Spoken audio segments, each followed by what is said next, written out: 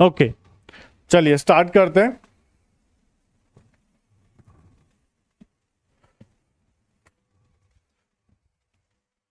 तो last class में हम लोगों ने मैक्सिमम लाइक्लीहुड एस्टिमेशन थोड़ा सा देखा था और मैप के बारे में देखा था, मैक्सिमम ए पोस्टीरियोरी के बारे में देखा था, और हम लोगों ने एक डिसीजन रूल के बारे में भी देखा था कि किस तरह से हम लोग डिसीजन कर सकते हैं, राइट। किस तरह से डिसीजन किया जा सकता है, how can the decision be made. तो इसके बारे में थोड़ा सा एक बार जल्दी से रिवीजन देखेंगे, रिवाइज करेंगे। आज की क्लास में हम लोग बेस क्लासिफायर देखेंगे दोस्तों, बेस क्लासिफायर। और बेस क्लासिफायर क्यों नहीं यूज करते ये भी देखेंगे।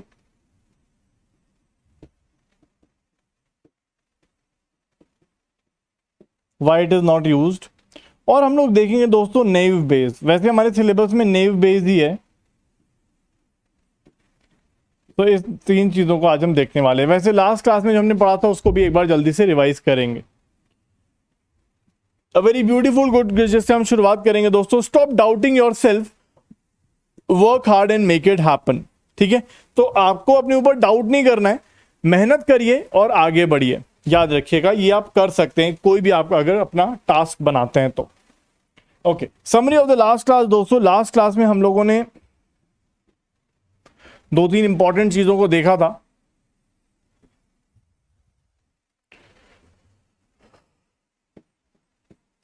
Maximum likelihood estimation.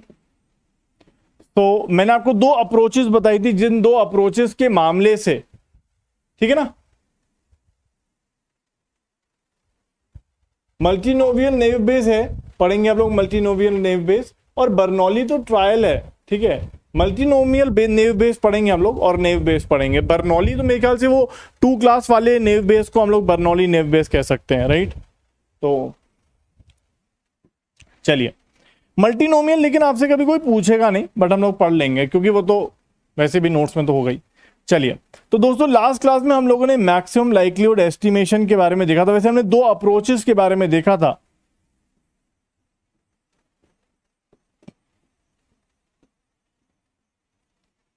For decision, ठीक है, डिसीजन करने के लिए दो अप्रोचेस हम लोग यूज कर सकते हैं। पहली बेसिक अप्रोच ये है जो हम लोगों ने अप्रोच देखी थी,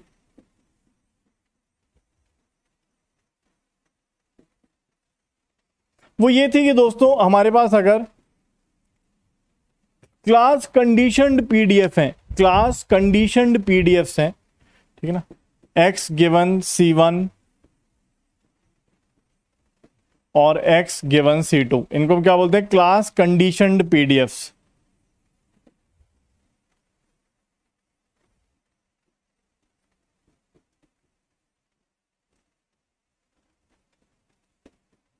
तो हमने एक रूल बनाया था दोस्तों कि कैसे निकालते हैं, ये भी मैंने आपको बताया था, इसको भी जल्दी से एक बार देखेंगे। और क्या रूल बनाया था हमने, रूल ये बनाया था कि जहां पर ये वाली पीडीएफ बड़ी होगी वहां पर हम C1 डिसाइड करेंगे, और जहां पर ये दूसरी वाली बड़ी होगी वहां पे हम C2 डिसाइड करेंगे। ये बात हम लोगों ने लास्ट क्लास में देखी थी। और ये कैसे बनाते हैं दोस्तों, ये वाली पीडीएफ हम कैसे जनरेट कर सकते हैं, क्रिएट कर सकते हैं, ये भी मैंने आपको लास्ट क्लास में बताया था।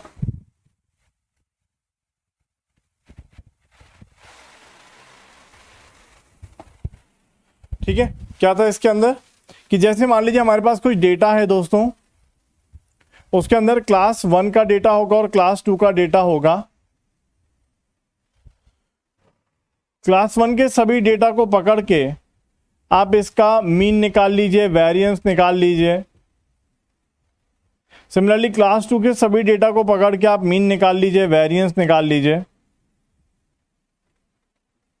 और उसके माध्यम से हम इसका निकाल सकते हैं the PDF of x given c1, this is a class condition PDF, और इसका पीडीएफ आ जाएगा PDF of x given c2।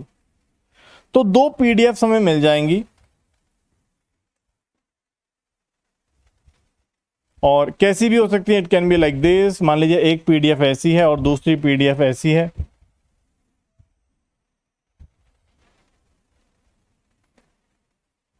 So according to the rule, मान लीजिए हमारे पास PDF of x given c1 है और ये PDF of x given c2 है। अब जैसा हमने देखा था कि अभी तक तो हम लोग सिंगल डायमेंशन की बात कर रहे हैं, क्योंकि यहां पर आप देखोगे जो हमारा एक्स है वो सिंगल डायमेंशन है, ठीक है, मतलब एक ही डायमेंशन है हमारे डेटा के अंदर। लेकिन डेटा में बहुत सारे डायमेंशंस भी हो सकते हैं, so we can have multivariate Gaussians. ये तो सिंगल वेरिएबल गॉसियन है, ठीक है ना, मल्टीवेरिएट गॉसियंस है ना। और आप बड़े आराम से देख सकते हो कि यार ये हमारा थ्रेशोल्ड हो जाएगा, ठीक है ना, ये हमारा थ्रेशोल्ड हो जाएगा।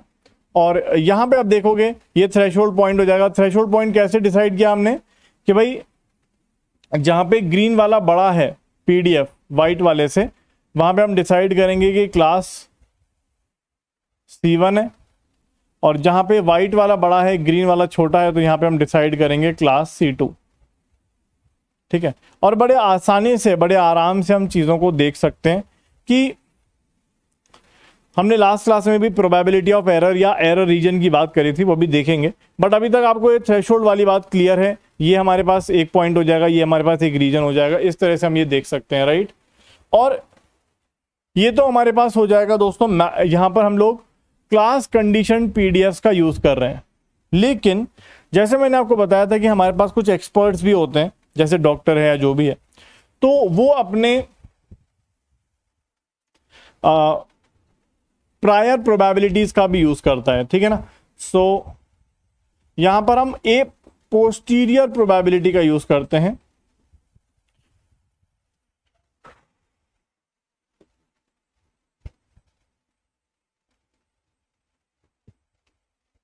ए पोस्टीरियर प्रोबेबिलिटी का यूज करते हैं, जहां पर हम लोग क्लास कंडीशन पीडीएफ को प्रायर पीडीएफ से प्रायर प्रोबेबिलिटीज से मल्टीप्लाई भी कर लेते हैं।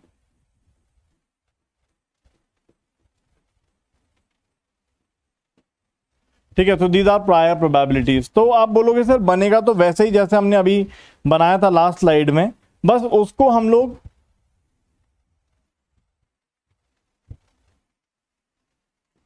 प्रायर प्रोबेबिलिटीज से मल्टीप्लाई करेंगे तो शेप थोड़ी चेंज हो जाएगी, शेप थोड़ी चेंज हो जाएगी।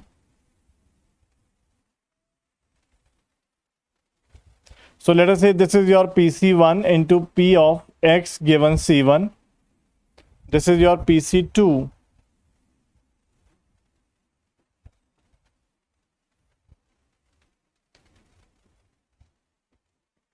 और ये हमारा थ्रेशोल्ड पॉइंट हो जाएगा, ये एक्स एक्सेस है दोस्तों, ठीक है। अब कहने का मतलब ये है कि अगर हमारे पास x की कोई भी वैल्यू आती है जो कि इस पॉइंट से इधर है, ठीक है ना, तो in that case we can say कि ग्रीन वाला बड़ा हो जाएगा, वाइट वाला छोटा हो जाएगा, तो विल डिसाइड कि वो C1 क्लास का है। लेकिन अगर कोई भी पॉइंट इधर आता है, इस वाली बाउंड्री से इधर आता है, तो हम बड़े आसानी से देख सकते हैं कि वहां पर वाइट वाली प्रोबेबिलिटी या वाइट वाली पीडीएफ बड़ी हो जाएगी, ग्रीन वाली छोटी हो जाएगी, तो यहां पर हम क्लास C2 डिसाइड करेंगे। क्या ये सबको क्लियर है दोस्तों?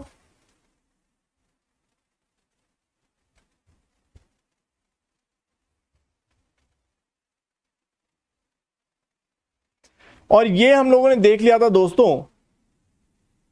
अच्छा देखो, इसका मतलब ये होता है, जैसे हमने यहां पे लिखा था, ये अगर ये बड़ा है तो C1 डिसाइड करेंगे, और अगर ये बड़ा है तो C2 डिसाइड करेंगे, ऐसे मतलब है इसका, ठीक है ना। भाई कर तो दिया स्टार्ट, कितनी बार करूं? बैच कोऑर्डिनेटर देख तो लो यार, मैसेज किए जा रहे हो, देख तो लो भाई, स्टार्ट है।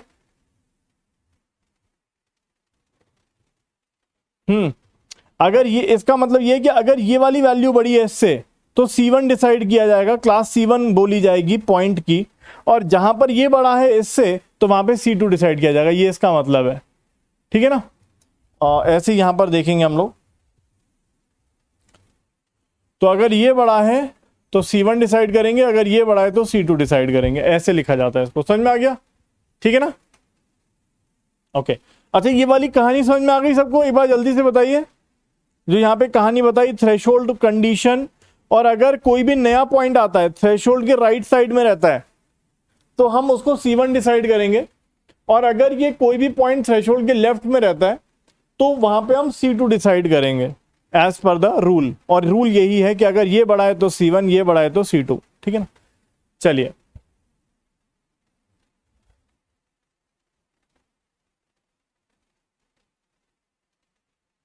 ठीक है, ये हमने कर लिया था। अब हमने लास्ट क्लास में एरर की बात भी करी थी, प्रोबेबिलिटी ऑफ एरर की। प्रोबेबिलिटी ऑफ एरर की बात भी हम लोग कर लेते हैं। तो देखिए भाई, एक्सप्लेन करी थी लक्ष्य भैया, मुझे तो ध्यान है कि मैंने बताया था प्रोबेबिलिटी ऑफ एरर।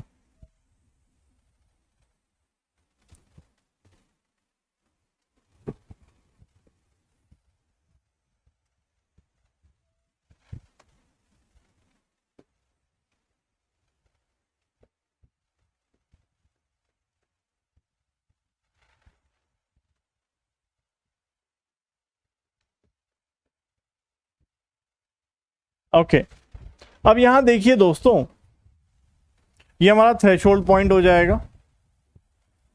तो इस थ्रेशोल्ड पॉइंट के राइट साइड में हम देख सकते हैं व्हाइट वाला बड़ा है, ग्रीन वाला छोटा है। तो यहां पे हम क्या डिसाइड करेंगे, क्लास C1। और इसके लेफ्ट साइड में यहां पर ग्रीन वाला बड़ा है, व्हाइट वाला छोटा है, तो डिसाइड करेंगे क्लास C2। ठीक है, अब अगर आप सोचो दोस्तों, हाँ अब देखिए अगर आप सोचें तो आप बोलोगे एरर में क्या आया, मतलब क्या एरर क्या मिली आपको, क्या कहीं हम कोई मिस्टेक कर रहे हैं, क्या कोई मिस्टेक कर रहे हैं? तो आप बोलोगे हाँ सर कर रहे हैं। जैसे मैंने आपको एक्सप्लेन किया था, मान लीजिए ये वाला रीजन, ये हमारा जो हिल है वो राजस्थान का है, और ये वाला जो हिल है वो दिल्ली का है, लेकिन उन दोनों की बॉर्डर है ये। तो सोच के देखिए दोस्तों, ये जो राजस्थान का पहाड़ है, लेट्स से राजस्थान का पहाड़ है ये दोस्तों, तो इसका जो एरिया दिल्ली के एरिया में आ रहा होगा, क्या वो एरर में चला जाएगा? क्यों? क्योंकि हम ये कह रहे हैं कि भाई ये पूरा पहाड़ ये राजस्थान में आता है, हम ऐसा कह रहे हैं, हम कह रहे हैं ये पूरा पहाड़ राजस्थान में आता है, लेकिन ये राजस्थान दिल्ली की बाउंड्री है। इसका मतलब ये वाला पहाड़ का पोर्शन एरर में जा रहा है, क्योंकि एक्चुअली में ये राजस्थान का पहाड़ का है, सॉरी, ये एक्चुअली में ये जो रीजन है दोस्तों ये एरर में जाएगा। ये वाला जो पहाड़ का रीजन है एरर में जाएगा, क्योंकि एक्चुअली में ये पहाड़ या ये वाला जो रीजन है ये राजस्थान के पहाड़ का पोर्शन है, लेकिन आ रहा है दिल्ली के अंदर। ठीक है, हम इसको बोल रहे हैं भाई ये दिल्ली में आ रहा है। हम ये बोल रहे हैं कि एक्चुअली में ये जो कर्व है ये C2 की कर्व है, C2 क्लास की कर्व है, C2 क्लास की कर्व है। लेकिन हम क्या कह रहे हैं, हम कह रहे हैं कि ये वाला रीजन जो है वो क्लास C1 का है। ठीक है, बिल्कुल इसी तरह से अगर ये वाला पहाड़ हम कह रहे हैं भैया दिल्ली का पहाड़ है, दिल्ली के एरिया, ये दिल्ली में आता है ये वाला पहाड़, लेकिन ये बाउंड्री के लेफ्ट साइड में जाने की वजह से ये वाला पहाड़ राजस्थान के एरिया में चला गया, तो इसका मतलब इस पहाड़ पे है या इस वाले पोर्शन में हम एरर दे रहे हैं। कहने का मतलब ये है कि ये वाला जो कर्व है ये क्लास C1 का कर्व है, लेकिन थ्रेशोल्ड के लेफ्ट में होने की वजह से इस वाले रीजन में या इस वाले प्लॉट को हम क्लास C2 डिसाइड करेंगे। क्या बात को सबको समझ में आई कि नहीं, एक बार जल्दी से बताइए। So this region, area of this region and area of this region are error for us. किस किस को समझ में आ गया एक बार जल्दी से बताइए, बहुत सिंपल सी कहानी है। अच्छा, मैप और एमएलई में डिफरेंस आपको समझ में आया कि नहीं बताइए? मैप और एमएलई में डिफरेंस आपको समझ में आया? बहुत बढ़िया। महाभारत खत्म हो गई तो आप पूछ रहे कौरव कौन थे और पांडव कौन थे।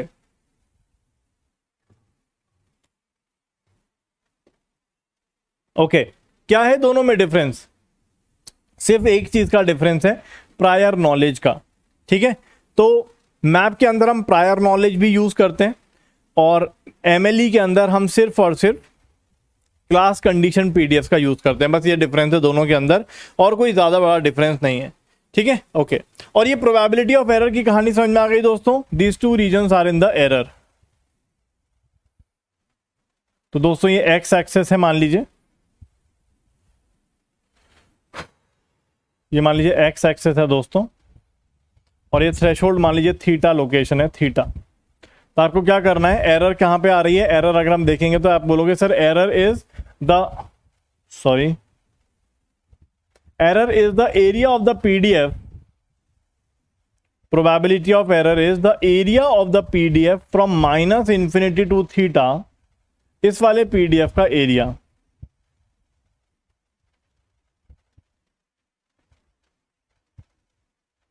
प्लस दूसरा ए वाला एरिया क्या होगा एरर में दोस्तों, तो आप बोलोगे सर इस वाले पीडीएफ को थीटा से लेके इंफिनिटी तक इंटीग्रेट कर दीजिए।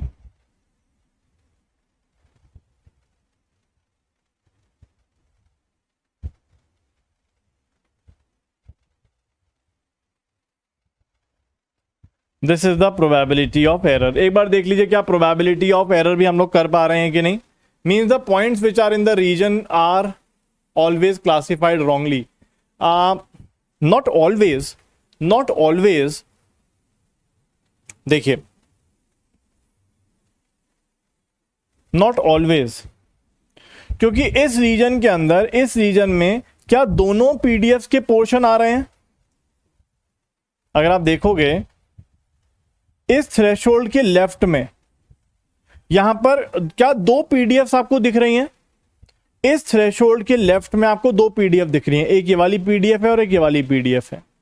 कौन सी पीडीएफ को हम सही बता रहे हैं या कौन सी पीडीएफ करेक्ट हो रही है और कौन सी पीडीएफ रॉन्ग हो रही है, यही देखना है आपको। अब अगर देखोगे तो इस थ्रेशोल्ड के लेफ्ट में आपको दो पीडीएफ दिख रही है। एक तो कह रहा है कि ग्रीन वाली पीडीएफ है और एक है व्हाइट वाली पीडीएफ। तो व्हाइट वाली पीडीएफ क्लास C1 की है और ग्रीन वाली पीडीएफ जो है इस रीजन के अंदर वो क्लास C2 की है। लेकिन हम थ्रेशोल्ड के राइट में क्लास C1 ही डिसाइड कर रहे हैं। इसका मतलब व्हाइट वाली पीडीएफ एरर नहीं शो कर रही है, ग्रीन वाली पीडीएफ एरर शो कर रही है, क्योंकि हाँ ये C2 क्लास की पीडीएफ है। इसको मैं थोड़ा और समझाने की कोशिश कर सकता हूं, देखिएगा। देखिए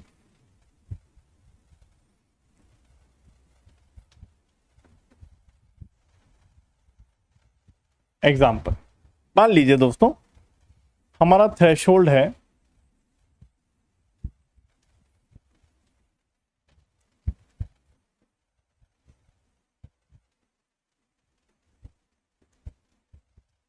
मान लीजिए 0 लोकेशन हमारा थ्रेशोल्ड है। मतलब if x is greater than 0 then decide class 1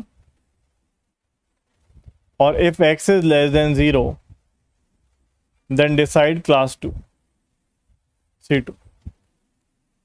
ठीक है, अब ऐसा है दोस्तों, या ऐसा बोल देते हैं, C2 C1 नहीं बोलते, या इसको ऐसा बोल देते हैं, थ्रेशोल्ड इज, मान लीजिए ऐसा कुछ कर लेते हैं, थ्रेशोल्ड इज लेस से 99। If fever is greater than 99 तो आप बोलोगे कोविड पॉजिटिव है,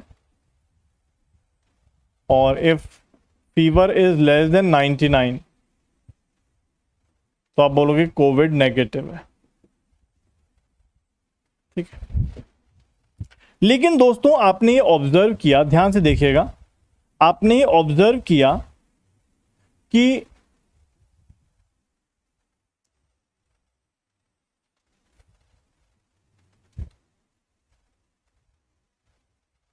this is the PDF of COVID negative multiplied by fever given negative। मतलब ये आपने एक डेटा एनालिसिस करके आपने ये PDF ड्रॉ किया, और ये PDF में आपको साफ साफ दिख रहा है कि यार ये PDF है for the negative class points. ठीक है, ये क्लास कंडीशन PDF है और ये प्रायर नॉलेज की प्रोबेबिलिटी है। तो दोनों को मल्टीप्लाई करके आपने गॉसियन बना लिया, जिसका मीन वैल्यू 96 था और कुछ वेरिएंस भी था। ठीक है, इसका मतलब यह है कि बहुत सारे कोविड नेगेटिव पेशेंट्स भी ऐसे होंगे जिनका फीवर 99 से ज्यादा जाएगा, जिनका फीवर 99 से ज्यादा जाएगा। ऐसी डेटा एनालिसिस करके आपने क्या किया दोस्तों, आपने एक और पीडीएफ बना ली और देखा कि ऐसा 102 है मान लीजिए, दिस इज पॉजिटिव क्लास की प्रोबेबिलिटी प्रायर नॉलेज, और ये हमारी क्लास कंडीशन पीडीएफ। ठीक है, ऐसा कुछ आया।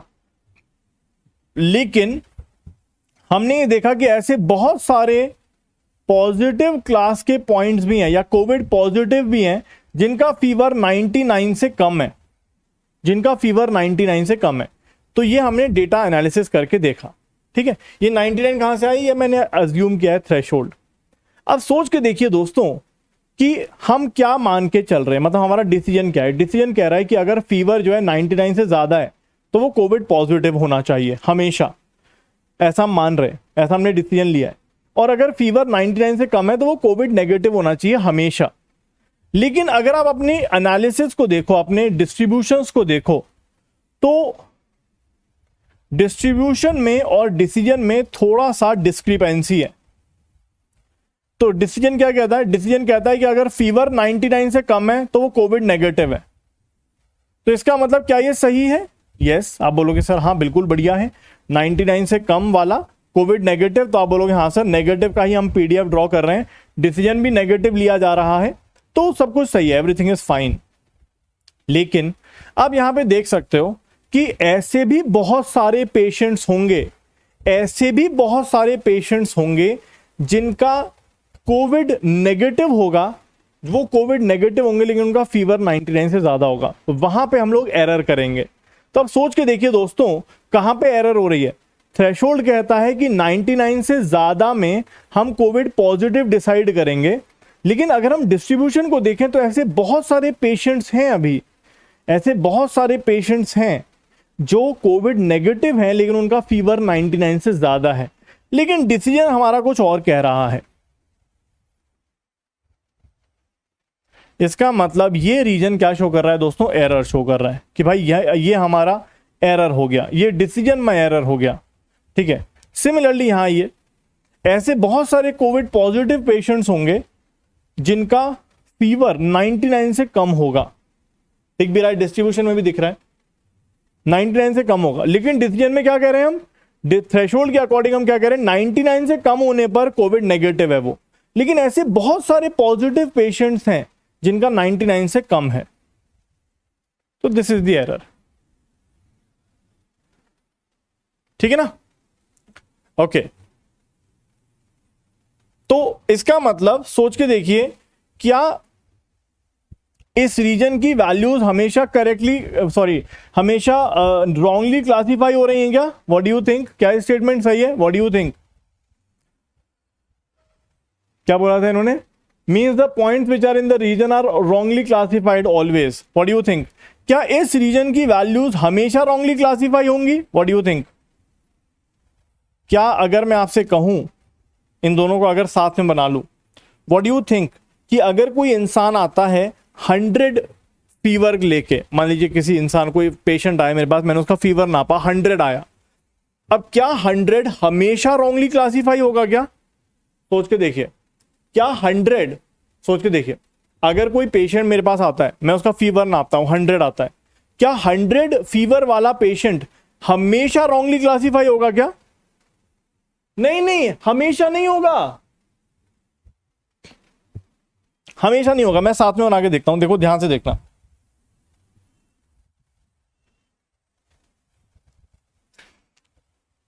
हमेशा नहीं होगा। देखो ये पॉजिटिव वाली प्रोबेबिलिटी और फीवर गिवन पॉजिटिव,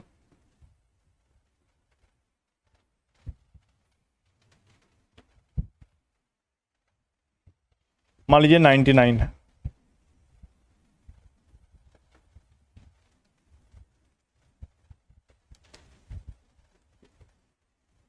अब मान लीजिए कोई पेशेंट आता है मेरे पास 100 का लेके कि भैया मेरा तो 100 डिग्री का टेम्परेचर है, फीवर है,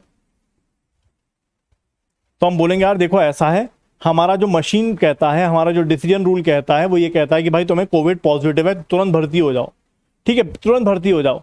लेकिन क्या हमारी मशीन बिल्कुल सही है, क्या हमारा रूल एकदम सही है? तो आप बोलोगे नहीं सही नहीं है, 100% सही नहीं है और 100% गलत भी नहीं है, 100% सही भी नहीं है, 100% गलत भी नहीं है। क्यों?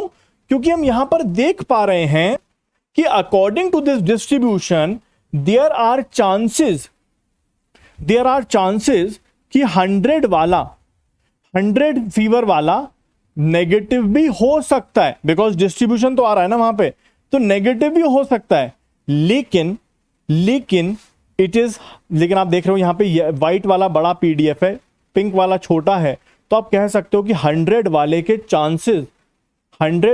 चांसेस पॉजिटिव होने के ज्यादा हैं नेगेटिव होने से। अब देखो, अगर कोई 100 वाला आया, हमने बोला कि यार तेरे तो दोनों चांस बन रहे हैं, क्योंकि ये वाला पीडीएफ कह रहा है तू पॉजिटिव, तू नेगेटिव है, ये वाला पीडीएफ कह रहा है भाई तू पॉजिटिव है, लेकिन साफ साफ दिख रहा है कि ये यहां पर ज्यादा पावरफुल है। इसका मतलब पॉजिटिव होने के ज्यादा चांसेस हैं नेगेटिव होने से। इसीलिए अकॉर्डिंग टू आवर रूल हम बोलेंगे तो भाई तू पॉजिटिव है, तू तुरंत भर्ती हो जा। लेकिन क्या ये हमेशा सही होगा? नहीं, ऐसा नहीं हो सकता, क्योंकि कभी कभी ऐसा हो सकता है, there can be some possibilities कि कोविड नेगेटिव पेशेंट का 100 फीवर आ जाए और हम उसको पॉजिटिव बोल दें। तो that is why there is a error. तो आप बोलोगे सर ये एरर हो जाएगी हमारी, क्योंकि 100 फीवर आने पर कुछ लोग ऐसे भी होंगे जो कि कोविड नेगेटिव होंगे, जो एक्चुअली ये पीडीएफ शो कर रही है। सो दिस पीडीएफ, ये वाली जो पीडीएफ है जो मैंने मार्क करी रेड से, this PDF shows those negative people who will be classified as, उनको हम पॉजिटिव ही क्लासिफाई करेंगे, ठीक है ना, एज पॉजिटिव। इसलिए ये एरर हो जाएगी, क्योंकि आप देख रहे हो 100 फीवर आने पे दोनों के चांसेस हैं, लेकिन ऑब्वियसली इसके चांस थोड़े कम है, लेकिन चांसेस तो है ना। तो इसका मतलब ये जो एरिया है ये शो कर रहा है वो लोग जो एक्चुअली में नेगेटिव थे बट पॉजिटिव, उनको क्या किया गया, क्लासिफाई किया गया, उनमें एरर आ गई है, तो ये एरर की पीडीएफ हो जाएगी।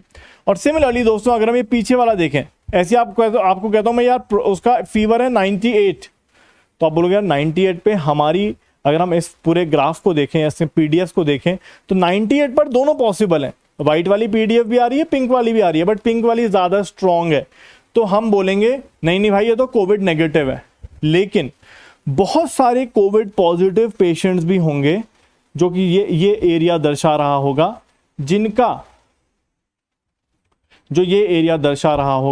जिनके अंदर जो एक्चुअली में पॉजिटिव है बट उनको क्लासिफाई नेगेटिव किया जा रहा है। सो ये जो एरिया है जो मैंने मार्क किया है,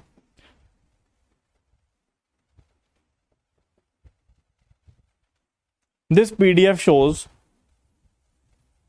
दोज पॉजिटिव। अभी समझ में आया कि नहीं? एक बार जल्दी से बता दीजिए, आई होप ये बात समझ में आ गया है कि नहीं। अब 99 पे देखिए क्या होगा, क्या लगता है 99 पे क्या होगा? आप बोलोगे सर 99 पे दोनों पॉसिबिलिटीज बराबर हैं, इसका मतलब व्हाट विल हैपन एट 99, क्या होगा, what safer side you will play. देखो 99 पे वैसे अगर हम देखें तो दोनों इक्वल हैं कि भाई पॉजिटिव भी हो सकता है, नेगेटिव भी हो सकता है, मुझे नहीं पता। तो एल्गोरिथम क्या बोलेगी, क्योंकि it is a critical case of Covid, तो आप बोलोगे भाई इसको नेगेटिव ही, सॉरी इसको पॉजिटिव ही मानो, इसको भर्ती कराओ पहले, ठीक है। लेकिन आप देखो कि 99 वाली सिचुएशन पे दोनों केसेस बराबर बता रहे हैं कि भाई ये भी हो सकता है, ये भी हो सकता है, विद इक्वल प्रोबेबिलिटीज। तो आप कोई भी चूज कर सकते हो, that's up to you, up to the user क्या करना चाहता है। लेकिन since it's a Covid case तो हम उसको कोविड पॉजिटिव ले लेंगे, बट ठीक है वो तो बहुत क्रिटिकल केस हो जाएगा। So this PDF shows those positive people classified as negative.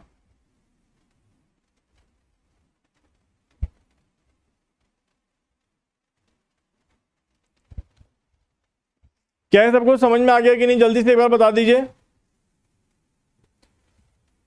Clear है? प्रोबेबिलिटी ऑफ एरर पूरी तरह से क्लियर हो गया कि नहीं? हाँ तो वही बोला ना, 99 को हम पॉजिटिव लेंगे, वही तो बोला मैंने यशवर्धन भैया। Since it's a critical case तो हम उसको पॉजिटिव ले लेंगे, ठीक है। और अगर नॉर्मल केस कोई होता तो हम उसको क्या बोलते हैं, क्या बोल सकते हैं, डिपेंड करेगा यूजर पे वो क्या रखना चाहता है, ठीक है ना। चलिए सो लेट्स मूव ऑन दोस्तों। आई होप आज यहां तक आपको चीजें समझ में आई होंगी। ये वाली प्रोबेबिलिटी ऑफ एरर वाली कहानी भी समझ में आ गई ना। एक बार फॉर्मूला देख लो, मतलब हो सकता है ये फॉर्मूला डायरेक्टली आपसे पेपर में पूछ लिया जाए, हो सकता है फॉर्मूला आपसे डायरेक्टली पेपर में पूछ लिया जाए। तो आई होप यहां तक आपको चीजें क्लियर है। लास्ट क्लास की समरी हो गई, ठीक है। चलिए सो नाउ लेट्स सी दोस्तों, कुछ बातों की तरफ आगे बढ़ते हैं। What is a hypothesis? Hypothesis क्या होता है दोस्तों? हाइपोथेसिस क्या होता है? What is a hypothesis? अगर हम हिंदी में वर्ड को देखें, हाइपोथेसिस क्या होता है?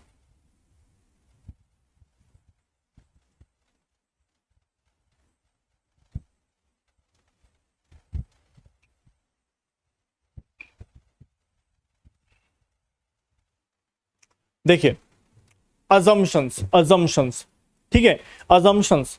तो जो मॉडलिंग कर रहे हैं, जैसे हमने लीनियर रिग्रेशन किया, डिसीजन ट्री बनाया, ठीक है, या हमने किसी का पीडीएफ अज्यूम किया, जैसे कोई भी डेटा हमें दे रखा है, उसका पीडीएफ हमने अज्यूम किया कि भाई उसका पीडीएफ जो होगा, जैसे हमने लास्ट क्लास में किया था कि हमें एक सैंपल ऑफ द डेटा दे रखा है, सैंपल ऑफ द डेटा से हमने ओवरऑल डेटा का पीडीएफ अज्यूम किया, ठीक है ना, अज्यूम ही तो किया था हम लोगों ने। तो ऐसा कुछ हम कह सकते हैं, राइट। सो हाइपोथेसिस मतलब एक तरह से अज्यूम करना, या फिर अगर मैं आपसे एक बात कहूं कि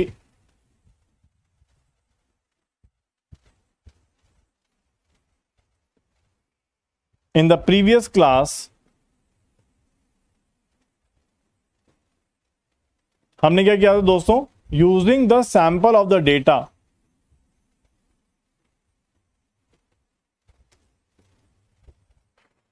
using the sample of the data, we try to assume या predict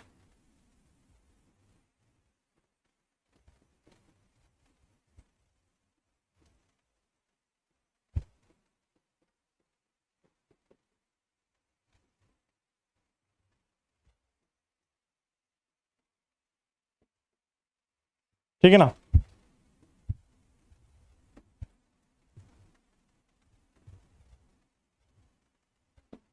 ऐसे ही दोस्तों हम लोगों ने क्या किया था, ऐसे ही कुछ हम लोग कर भी रहे हैं, right. We are doing this from the beginning, only from the beginning हम ऐसे ही कुछ कर रहे हैं कि हम अलग अलग टाइप के मॉडल्स क्रिएट कर रहे हैं। We are trying to create the models for that represent the data, ठीक है। We are trying to create in this machine learning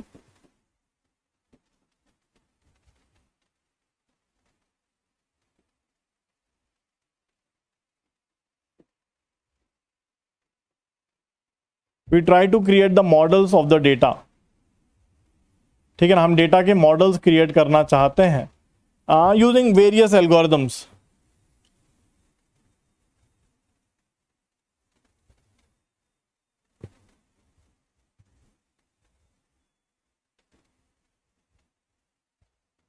ठीक है ना।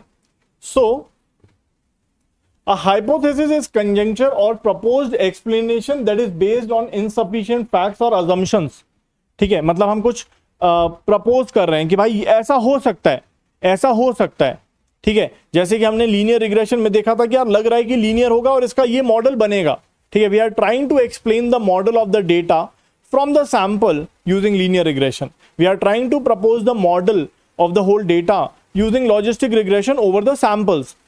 हम लोगों ने क्या किया, सैंपल्स का यूज करके ओवरऑल डेटा का पीडीएफ प्रेडिक्ट करने की कोशिश करी। We are trying to give some explanations based on some assumptions, ठीक है, ऐसा कुछ हम कह सकते हैं, ठीक है, ठीक है ना। It is only a conjecture based on certain known facts that has yet to be confirm. मतलब सीधी बात यह है कि हमें कुछ इनसफिशिएंट फैक्ट्स मतलब हमारे पास थोड़ा बहुत कुछ सैंपल है उसका, और हम ओवरऑल डेटा के बारे में कुछ प्रेडिक्ट करना चाहते हैं।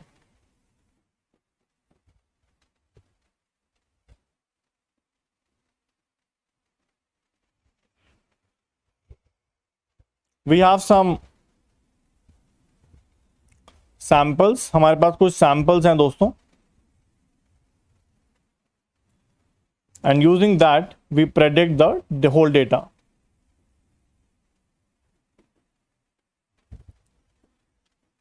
We try to make predictions for whole data.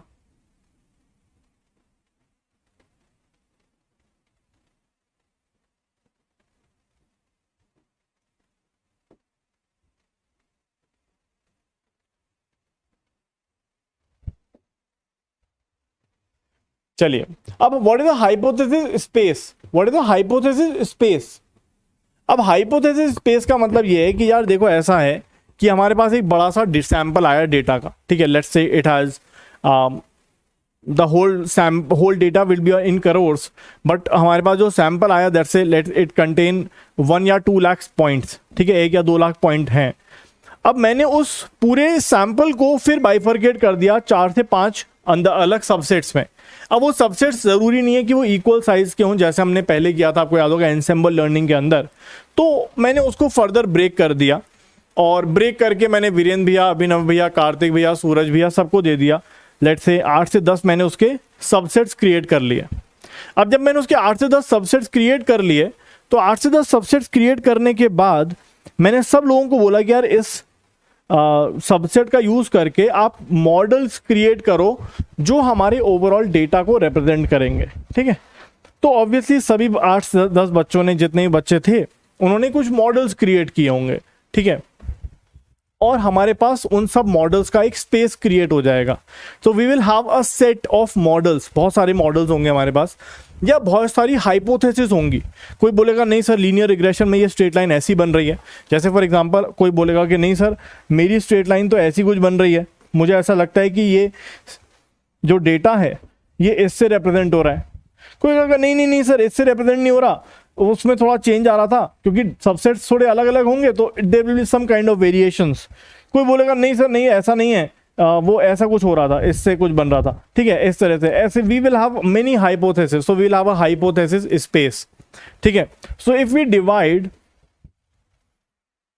The samples into subsets and then create the predictions of the distribution of the whole data, then we get many different distributions, या फिर आप कह सकते हो we will get many different models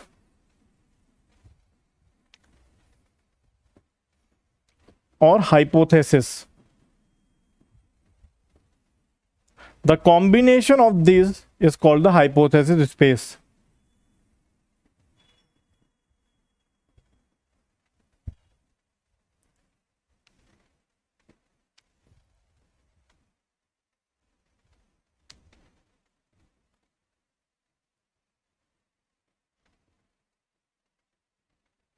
ठीक है, the combination of this is called the hypothesis space, ठीक है ना, अ सॉर्ट ऑफ, ठीक है। हमारे पास बहुत सारे हाइपोथेसिस आ जाएंगे, ठीक है, सॉर्ट ऑफ ऐसे आप कुछ कह सकते हो। ओके, नाउ अब यहां पर एक्चुअली में हम लोगों को उसको मैं आपको मॉडल्स से बता रहा हूं, बट एक्चुअली में हमें मॉडल्स से रिलेट नहीं करना है, उसको हमें इससे रिलेट करना है जो मैं बताने वाला हूं, ठीक है। तो मैं उसको कैसे यहां पर यूज करने वाला हूं अपने बेसियन थ्योरी के अंदर। So the hypothesis space in Bayesian learning,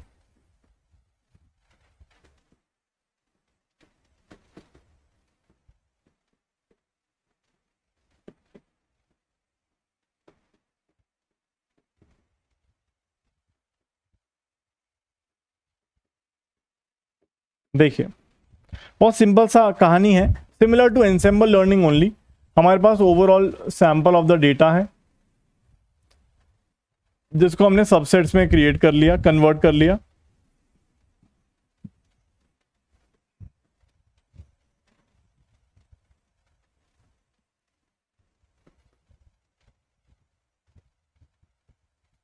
and so on. यहां से दोस्तों जैसा कि मैंने आपको बताया था कि आपने अलग अलग प्रेडिक्शन किया होगा, PC1 निकाला होगा, PC2 निकाला होगा,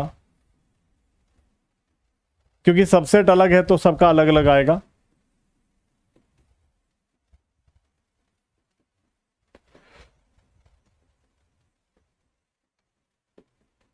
ठीक है, और सिमिलरली क्योंकि सबसेट्स अलग हैं तो यहां पे हमारी क्लास कंडीशंस PDF भी अलग अलग आएंगी, क्लास कंडीशन PDFs भी अलग अलग आएंगी तीनों केसेस में।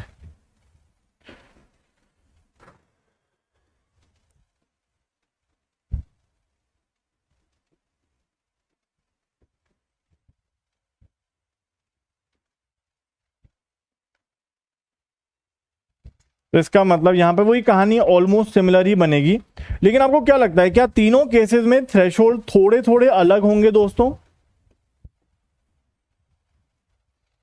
तीनों केस में थ्रेशोल्ड पॉइंट्स जो PDF बनेंगी ये वाली, तीनों केसेस में थ्रेशोल्ड पॉइंट्स थोड़े थोड़े वेरिएशन होगा, नॉट एग्जैक्टली सेम नहीं होंगे और बहुत ज़्यादा डिफरेंस भी नहीं होगा। ऐसा नहीं है कि बहुत ही ज़्यादा डिफरेंस हो गया, नहीं ऐसा भी नहीं होगा, थोड़ा बहुत वेरिएशन रहेगा तीनों केसेस में, और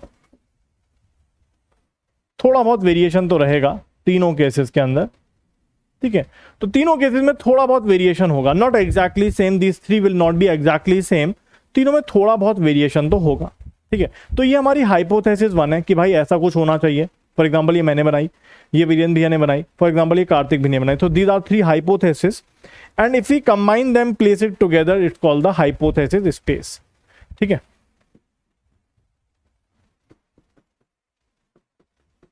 सिमिलर टू एनसेम्बल लर्निंग, लेकिन यहां पर हम बेसियन से कन्वर्ट मतलब रिलेट कर रहे हैं, उसको मैप रूल से रिलेट कर रहे हैं। सो तीनों में थोड़ा थोड़ा वेरिएशन होगा, all 3 will have little bit variation.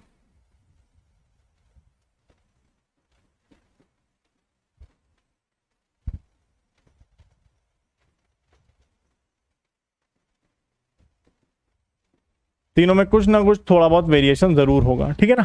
चलिए अब यहां से हम कहानी को आगे बढ़ाएं दोस्तों। अब यहां पर फाइनल डिसीजन कैसे लिया जाएगा, फाइनल डिसीजन कैसे लिया जाएगा। तो जैसा कि आपको ध्यान होगा, हमने पहले भी किया हुआ है, we have done it earlier also. हमने पहले वेइंग करी थी, राइट। हमने पहले क्या किया था, मेजॉरिटी रूल यूज किया था। या तो आप डायरेक्टली मेजॉरिटी रूल कर लो, या अगर हम क्लासिफिकेशन का केस तो यहाँ पे लेंगे ही नहीं, तो कोई टेंशन वाली बात नहीं है। तो या तो सीधी बात ये मेजॉरिटी रूल कर लो कि भाई अगर आपकी ये वाली हाइपोथेसिस कहती है क्लास 1 है, ये कहती है क्लास 2 है, ये कहती है क्लास 1 है, तो मेजॉरिटी रूलिंग आप कर सकते हो, एक तरीका वो है। दूसरा तरीका दोस्तों, आपको याद होगा हमने वेइंग करी थी, हम लोगों ने KNNs के अंदर वेट्स के बारे में कुछ कुछ पढ़ा था, तो हम यहाँ पे इनको वेट्स दे सकते हैं। अब वो वेट्स कैसे देंगे, क्या देंगे, देखते हैं। सो न्यू इंस्टेंस, जो भी नया पॉइंट आएगा दोस्तों, जो भी नया पॉइंट आएगा उसको हम कैसे क्लासिफाई करेंगे, जो भी नया पॉइंट आएगा उसको हम क्लासिफाई करेंगे, can be classified by combining the prediction of multiple hypothesis, ठीक।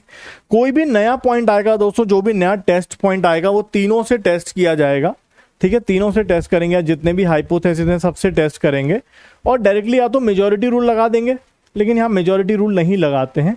यहां पर हम क्या करते हैं दोस्तों, यहां पर हम वेट देते हैं बाय देयर प्रोबेबिलिटीज। क्या प्रोबेबिलिटी, कौन सी प्रोबेबिलिटी अभी देखेंगे, ठीक है ना। तो ऐसा कुछ हम करते हैं, और जो अभी मैं आपको बता रहा हूं, it's looks like similar to ensemble models या एनसेम्बल लर्निंग, लेकिन इसको बोला जाता है दोस्तों बेस ऑप्टिमम क्लासिफायर, ठीक है। ये जो मैं आपसे बता रहा हूं कि हमने इस तरह सबसेट किया, इस तरह से हाइपोथेसिस बनाए, एक हाइपोथेसिस स्पेस बन गया हमारा, ये हाइपोथेसिस स्पेस बन गया,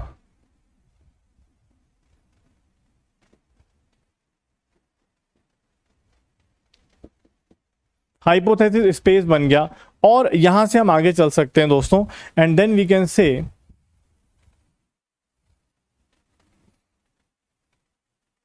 ये जो हम कर रहे हैं इसको हम बोलते हैं बेस ऑप्टिमम क्लासिफिकेशन। बट अभी देखते हैं, अभी वहां तक नहीं पहुंच रहे। यहां तक बातें आपको थोड़ी थोड़ी समझ में आई, क्या कर रहे हैं हम लोग, लिटिल बिट दोस्तों, थोड़ी बहुत बातें समझ में आई है, क्या किया हम लोगों ने।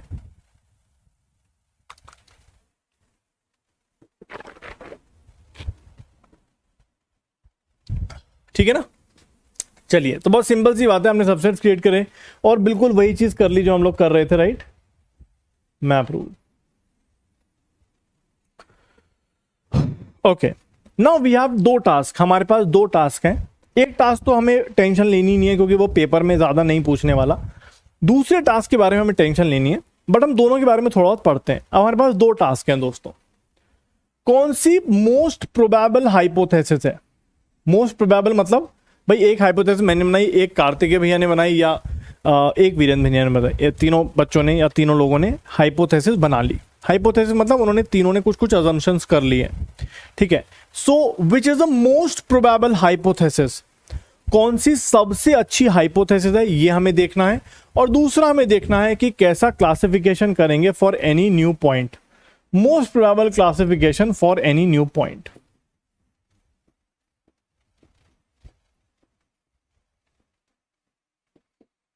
तो हमें तो वैसे इसकी टेंशन लेनी है, ये तो कोई बड़ी बात नहीं है, नॉट इम्पॉर्टेंट। बट फिर भी आप सोचिए दोस्तों, क्या लगता है कैसे हम डिसाइड करेंगे कि विच is the most important, which is the most probable hypothesis.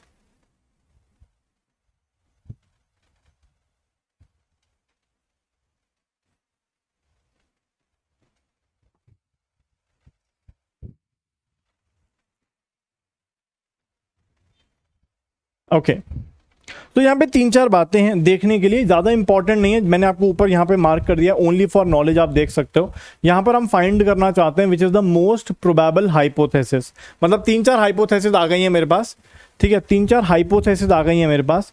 और बिल्कुल सही बात है, हम देख सकते हैं कौन सी हाइपोथेसिस कम एरर दे रही है, we can check on that, ठीक है ना, we can check on that. या उसको अगर हम प्रोबेबिलिटी या अपने बेसियन इक्वेशंस के फॉर्म में देखना चाहें तो कैसे देखेंगे, ध्यान से देखिए, उसको बस लिखने का एक तरीका है, ये हमें थोड़ा बहुत आना चाहिए, ठीक है, ये हमें थोड़ा बहुत, मतलब वैसे कोई पूछ सकता है लेकिन पेपर में नहीं आएगा, it's only for your knowledge, ठीक है। तो यहाँ पे हम 3-4 बातें देख लेते हैं दोस्तों। तो PH मतलब it's a probability, prior probability of the hypothesis, prior probability of the hypothesis. Prior probability मतलब भाई ऐसा हो सकता है ना कि मेरे पास 3-4 हाइपोथेसिस हैं, मतलब 3-4 मॉडल्स हैं या 3-4 अजम्पशंस हैं मेरे पास। अब अगर 3-4 मतलब मॉडल्स कह लो या हाइपोथेसिस कह लो, एक ही बात है।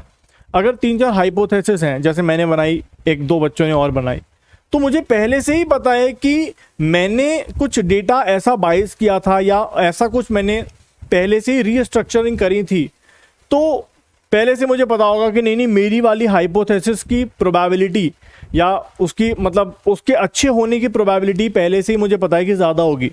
और मैंने वीरेंद्र भैया और कार्तिकेय भैया को डेटा गड़बड़ दिया था, तो मुझे पता है कि यार उनकी हाइपोथेसिस बेकार ही होने वाली है, ठीक है। तो that can give you some kind of prior knowledge on the hypothesis कि किसकी हाइपोथेसिस अच्छी है, किसकी बेकार है। लेकिन जनरली हम मान के चलते हैं, क्योंकि हम क्या बोलते हैं, सैंपल से सबसेट्स क्रिएट कर रहे हैं, तो जब सबसेट्स क्रिएशन हो रहा है तो ऑलमोस्ट हम सबको randomly equal number of points दे देते हैं, तो हम मान के चलते हैं कि सभी की हाइपोथेसिस इक्वली इंपॉर्टेंट होगी। तो इस केस में दोस्तों हम क्या कर सकते हैं, जब हमारे पास कोई भी प्रायर नॉलेज ना हो कि किसकी हाइपोथेसिस अच्छी है किसकी नहीं है, तो हम सिंपल सी बात यह दोस्तों, हर एक कैंडिडेट की हाइपोथेसिस को हम इक्वल प्रोबेबिलिटी दे सकते हैं, सेम प्रायर प्रोबेबिलिटी दे सकते हैं, ठीक है ना। तो जनरली हम यही करते हैं, generally prior probability of all the hypothesis is kept as equal, that is equal to 1 upon number of hypothesis के बराबर कर देते हैं।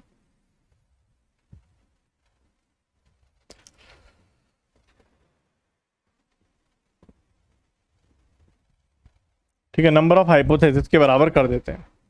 अब ये है दोस्तों पीडी मतलब that is the prior probability of the training data, ठीक है, प्रायर नॉलेज, ठीक है ना, प्रायर नॉलेज या prior probability of the training data, जो हमारे पास ट्रेनिंग डेटा अवेलेबल है, जो सैंपल्स हमारे पास अवेलेबल है, ठीक है।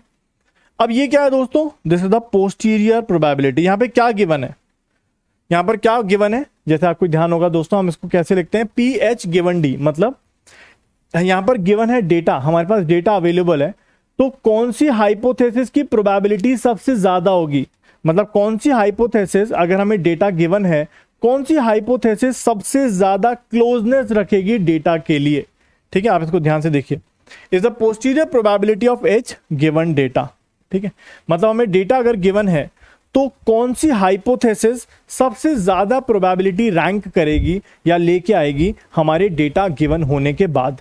मतलब ये सीधी बात ये है, इसको अगर हम सिंपल भाषा में देखें तो ये है कि अगर डेटा हमें गिवन है, ऑब्वियसली डेटा तो गिवन ही है, तो कौन सी हाइपोथेसिस की प्रोबेबिलिटी सबसे ज्यादा होगी, मतलब कौन सी हाइपोथेसिस डेटा को सबसे अच्छे से एक्सप्लेन कर पाएगी, ठीक है। So this is called the posterior probability of H because it reflects our confidence, because it reflects our confidence that H holds after we have seen the training data। मतलब hypothesis कितनी अच्छी तरीके से data को explain कर पा रही है वो ये एक्सप्लेन करेगा, या वो ये वाली प्रोबेबिलिटी देगी, ठीक है। और पी डी गिवन एच क्या होगा दोस्तों?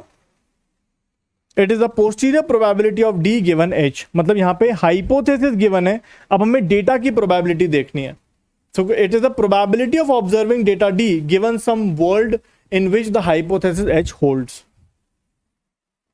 ठीक है। ओके तो व्हाट डू यू थिंक, हम कौन सी, मतलब अगर मैं मैथमेटिकल पॉइंट ऑफ व्यू से देखूं, वैसे अगर आप as a engineer point of view से देखोगे तो आप बोलोगे सर हमारे पास 3 हाइपोथेसिस हैं, हम तीनों हाइपोथेसिस की एक्यूरेसी निकाल लेंगे ऑन द डेटा, ठीक है, ऑन द डेटा। अब सोच के देखिए आप कौन सी एक्यूरेसी निकाल रहे हो। जैसे आप लोग कह रहे थे ना, जैसे वीरेंद्र भैया कह रहे लीस्ट एरर, ऐसी किसी और ने भी बोला था शायद एक्यूरेसी, है अली भैया कह रहे हैं।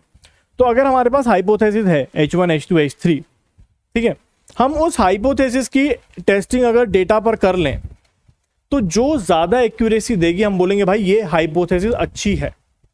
तो सोच के देखिए, आप लोगों ने प्रोबेबिलिटी ऑलरेडी पढ़ा हुआ है, हम कौन सी एक तरह से, मतलब नॉट एग्जैक्टली, एक तरह से हम कौन सी प्रोबेबिलिटी निकालेंगे जो अगर ये टास्क करें तो,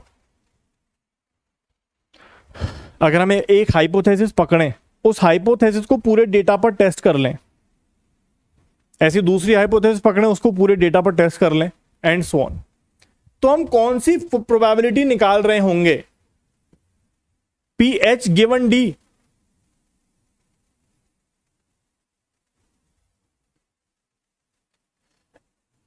या पी डी गिवन एच?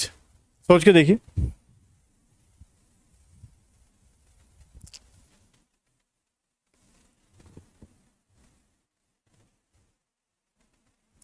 हमारे पास कोई हाइपोथेसिस है, हमने हाइपोथेसिस पकड़ी, ठीक है, और हाइपोथेसिस को पूरे डेटा पर टेस्ट कर लिया, तो एरर हमने निकाल ली, भाई कितने में एरर कर रहा है, कितना प्रॉब्लम दे रहा है ये हाइपोथेसिस, कितना सही है ये हाइपोथेसिस, वो हमने चेक कर लिया, एक तरह से एक्यूरेसी निकाल ली। तो अगर एक्यूरेसी कम आती है, एक्यूरेसी अगर अच्छी आती है, तो एक तरह से हम कौन सी प्रोबेबिलिटी निकाल रहे होंगे यहां पे? सोच के देखिए, गलत तो गलत सही, क्या क्या उसमें टेंशन क्या है? गलत आंसर देंगे तो गलत आंसर देंगे, उसमें कोई टेंशन वाली बात थोड़ी है यार। आंसर अगर गलत हो गया तो हो गया, सोचो तो सही। ओके तो बहुत सिंपल सी बात है दोस्तों, बहुत सिंपल सी बात है। तो आप सोच के देखिए आप कर क्या रहे हो, हमने क्या अज्यूम कर लिया पहले, फिर हम चेक कर रहे हैं। सोच के देखिए, तो आपको पता है दोस्तों ये वाली प्रोबेबिलिटी क्या होती है, यहां पर H गिवन होता है और हम डेटा को फाइंड करते हैं या डेटा के ऊपर टेस्टिंग करते हैं, एक तरह से ऐसे कह लो। यहां पर हमने H दे रखा है दोस्तों और डेटा पे टेस्टिंग कर रहे हैं, यहां पे डेटा दे रखा है और फिर H पर टेस्टिंग कर रहे हैं, दोनों में अंतर है। यहां पर हमें डेटा गिवन है कि भाई डेटा तो है हमारे पास, अब फिर आप हाइपोथेसिस देख रहे हो कि यार कौन सी सही हाइपोथेसिस है। यहां पे हाइपोथेसिस आपने देख ली, अब उसको आप डेटा पर टेस्ट कर रहे हो, राइट, उसको आप डेटा पर टेस्ट कर रहे हो, तो you are actually finding this, अगर आप वो कर रहे हो तो, ठीक है। सोच के देखिए। अच्छा कोई बता सकता है इन दोनों में क्या अंतर होगा अगर हम वैसे सोचें तो? मतलब देखने में थोड़ा अजीब सा लग रहा है, देखने में थोड़ा अजीब सा लग रहा है, बट इन दोनों में क्या अंतर होगा? Anyone?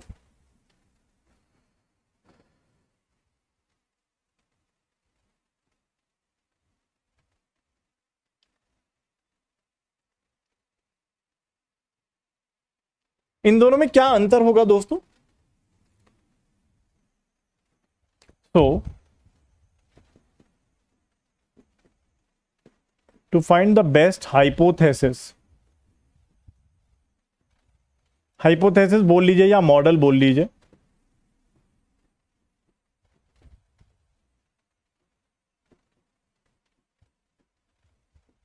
We simply take the model, जो भी मॉडल हो हमारे पास या हाइपोथेसिस हो,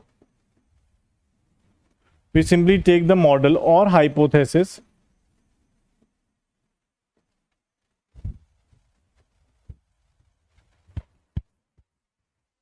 we simply take the model or the hypothesis and check its accuracy on the whole data.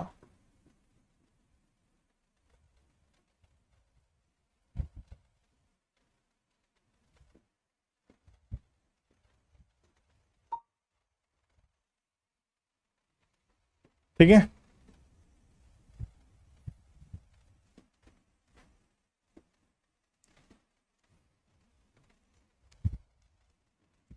Now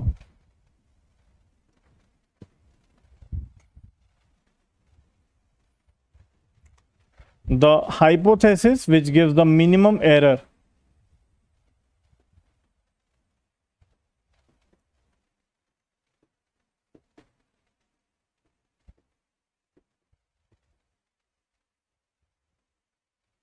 will be the best.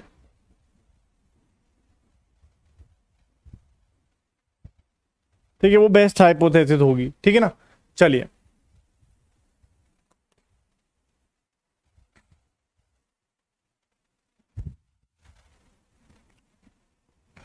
Okay, ठीक है।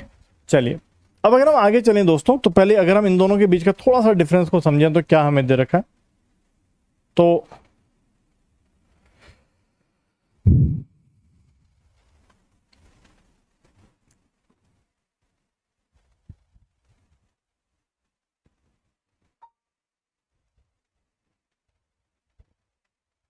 देखिए, सबसे पहले हम यहां पर बेस एक इक्वेशन लिखते हैं, बेस थ्योरम।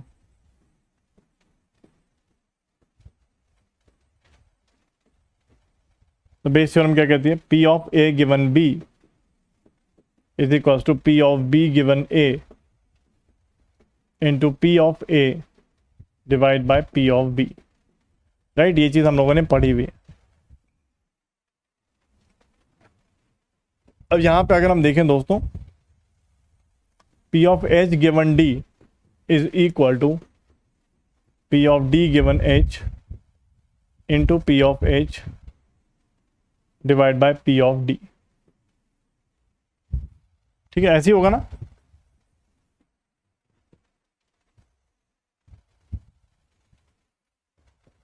सबसे पहले अगर हम इसको डिफाइन करें, ये क्या होगा,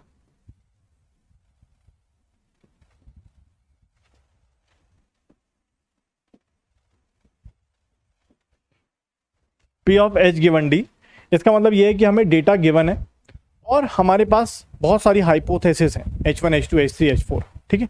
सो कौन सी हाइपोथेसिस की प्रोबेबिलिटी सबसे ज्यादा है, अगर हमें डेटा गिवन है, वो ये बताएगा।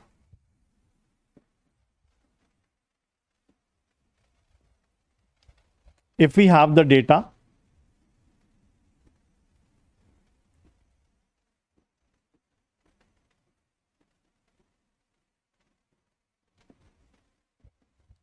hypothesis H1 H2 H3 H4,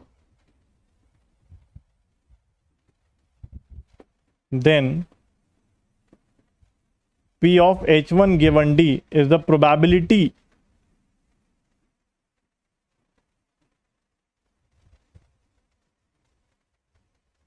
of getting hypothesis H1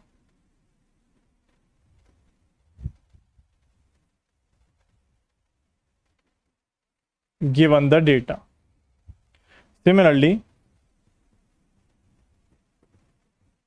probability of getting hypothesis H2 given the data and so on. Okay. अगर आप इस वाली इक्वेशन को देखोगे ना, तो आप ये बता पाओगे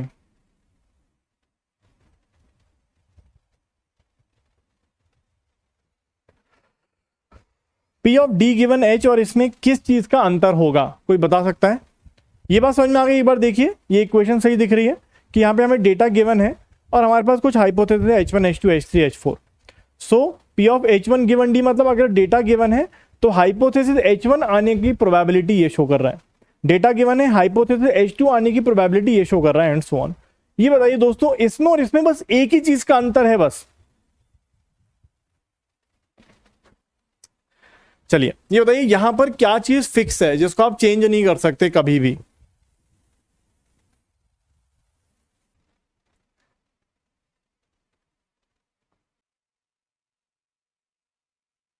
ओके, आई होप अभी ठीक है। बताइए दोस्तों, यहां पर कौन सी टर्म है जिसको आप कभी चेंज नहीं कर सकते। जो ये ऊपर इक्वेशन लिखी हुई है, यहां पर कौन सी टर्म है जो हम कभी चेंज नहीं कर सकते।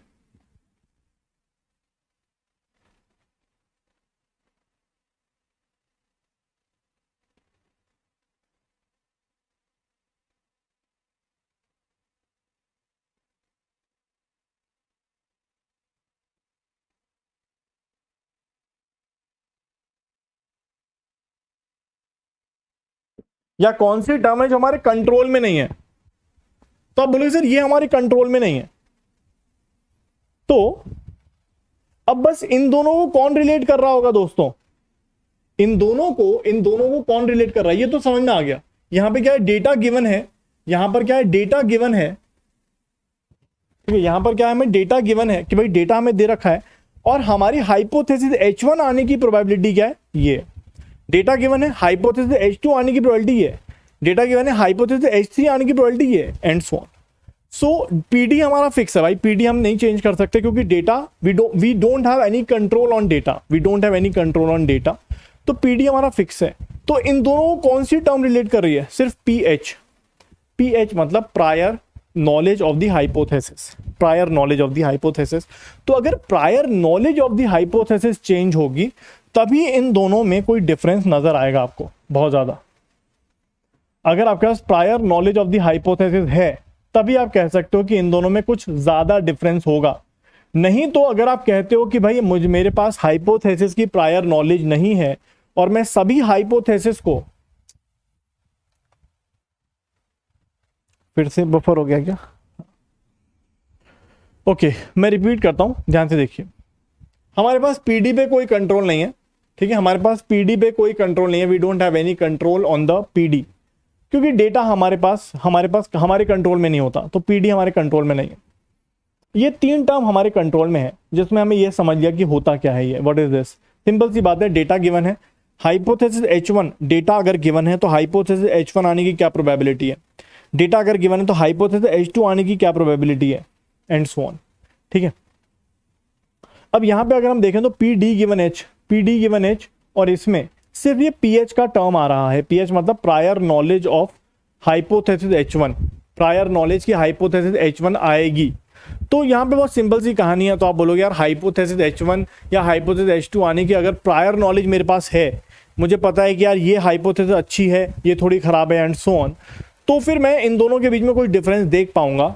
नहीं तो मैं जैसे आपको बता रहा था कि हम सभी का पीएच बराबर कर देते हैं, सभी हाइपोथेसिस का वैल्यू बराबर कर देते हैं, और इस केस में हम डायरेक्टली कह सकते हैं कि फिर ये दोनों डायरेक्टली लिंक हो जाएंगे एक दूसरे से, मतलब जिसका ये बड़ा होगा उसकी वैल्यू बड़ी होगी, जिसकी ये बड़ी होगी उसकी वैल्यू बड़ी होगी, जिसकी ये छोटी होगी उसकी वैल्यू ये छोटी हो जाएगी।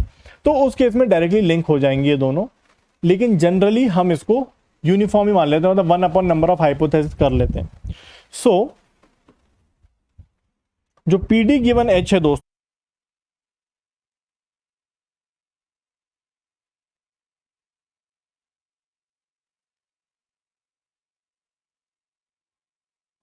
अरे यार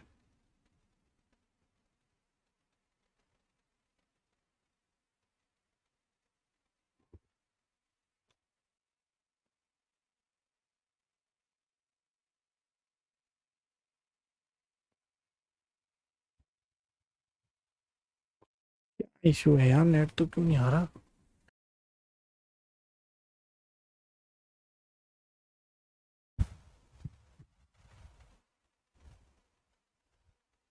हेलो, हाँ भाई, नहीं यार नेट इशू आ रहा।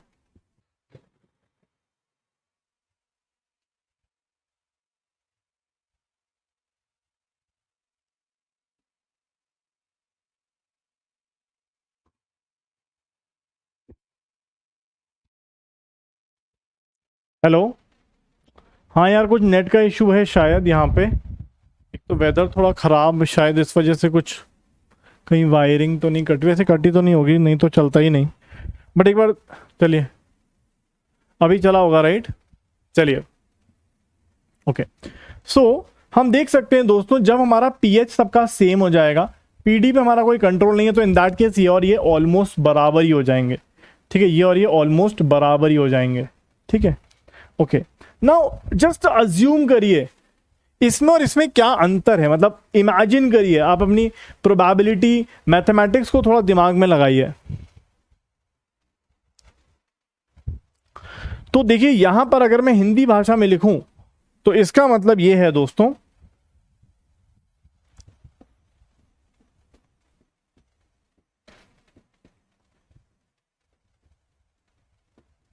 इसका मतलब तो समझ में आ गया था कि यहां पर डेटा गिवन है और हाइपोथेसिस मिलने की क्या प्रोबेबिलिटी है? यहां पर डेटा गिवन है और हाइपोथेसिस मिलने की क्या प्रोबेबिलिटी है? H1, H2, H3.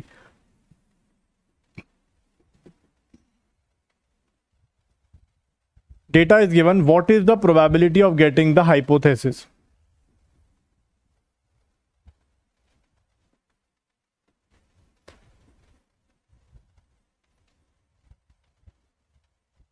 यहां पर हाइपोथेसिस गिवन है, डेटा मिलेगा कि नहीं? मतलब सोचिए भाई, अगर मैं आपसे कहता हूं कि अज्यूम करते हैं इस बात को, इसको मैं समझाने की कोशिश करता हूं just for mathematics point of view, कि भाई देखो, मान लो किसी ने एक, इसका क्या मतलब है, जल्दी से एक एग्जांपल बताता हूं भाई। जैसे मान लीजिए हमारे पास एक क्या बोलते हैं, सैंपल था, सैंपल से हमारे पास सबसेट्स क्रिएट हुए।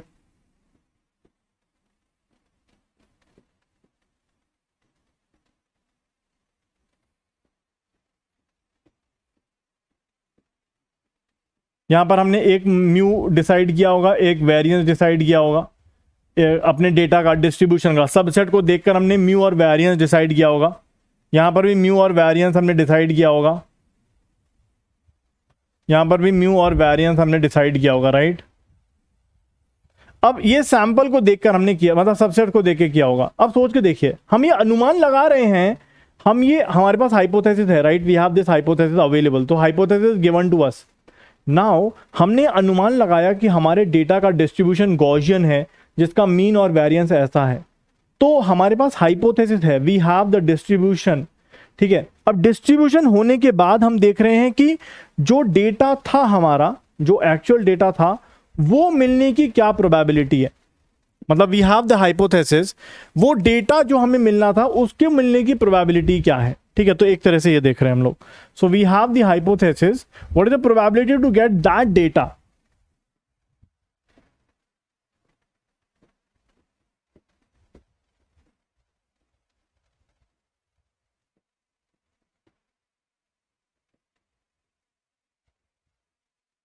What is the probability to get that data? Data मिलने की क्या प्रोबेबिलिटी है वो हम देख रहे हैं, ठीक है, मतलब इट्स ओके। अब यहां पे अगर हम देखें दोस्तों, PD गिवन H, मतलब ये hypothesis given how much data is correct with respect to hypothesis, ऐसा भी आप कह सकते हो। या फिर आप ये कह सकते हो कि भाई हमने जैसे फॉर एग्जांपल, जस्ट एक बात हम देख सकते हैं इसको, कि फॉर एग्जांपल मान लीजिए हमने हाइपोथेसिस तो ऐसी बनाई, हाइपोथेसिस तो ऐसी बनाई, ये हमारी मान लीजिए हाइपोथेसिस है हमारी, ठीक है, this is H1 hypothesis. But हमारा डेटा जो था, हमारा जो एक्चुअल डेटा, उसका डिस्ट्रीब्यूशन ये है मान लीजिए। तो व्हाट डू यू थिंक, क्या what will be this probability in this case, what will be the probability in this case? तो obviously the probability will be very low. अगर मान लीजिए एक्चुअल डेटा का डिस्ट्रीब्यूशन ये है, तो आप बोलोगे अगर डेटा गिवन H1 आप निकालोगे तो it will be very low.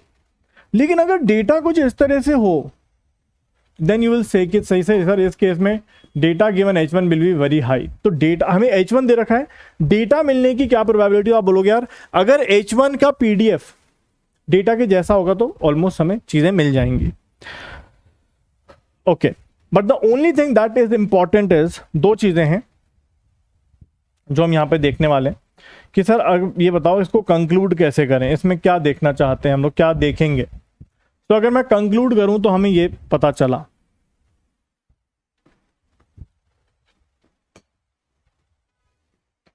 Conclude करूं तो मुझे ये पता चला कि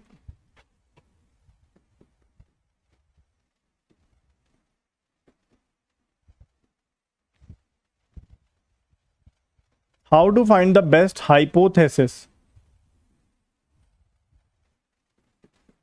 तो how to find the best hypothesis, तो सिंपल सी दो बातें हैं दोस्तों, कि अगर हमारे पास प्रायर नॉलेज नहीं है, ठीक है, अगर हमारे पास, मतलब दो केस बन सकते हैं, एक तो मैक्सिमम ML का केस बन सकता है, मैक्सिमम लाइक्लीहुड का केस बन सकता है, और एक बन सकता है मैक्सिमम ए पोस्टीरियोरी का केस।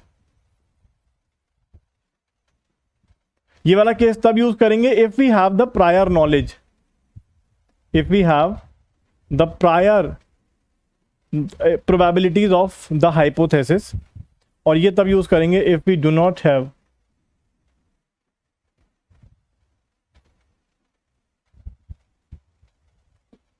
The PH. अगर पीएच नहीं है तो ये यूज करेंगे, सिंपल सी बात है। सो वही चीज दे रखी है दोस्तों, यहां पर आपको एक तरह से मैप रूल दे रखा है, ठीक है, मैप रूल दे रखा है। सो हम एमएल रूल तब यूज करेंगे, हम कौन सा हाइपोथेसिस को देखेंगे, तो वी डिसाइड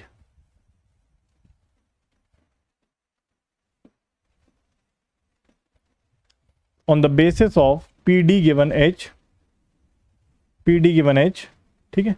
तो जिस भी हाइपोथेसिस का ये मैक्सिमम होगा वही हाइपोथेसिस बेस्ट होगी।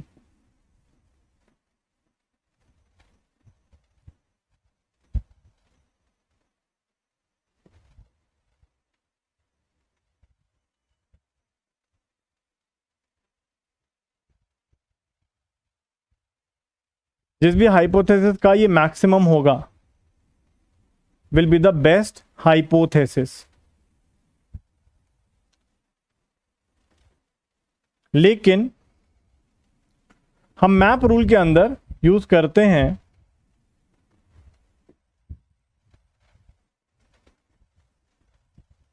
P D given H multiplied by P H, जिसको हम कन्वर्ट कर लेंगे, या जिसको हम कैसे लिख सकते हैं, पी एच गिवन डी लिख सकते हैं, ठीक है ना, क्योंकि पी डी तो हमारा एक तरह से कांस्टेंट होता है तो उसको तो हम नेग्लेक्ट कर सकते हैं। सो द हाइपोथेसिस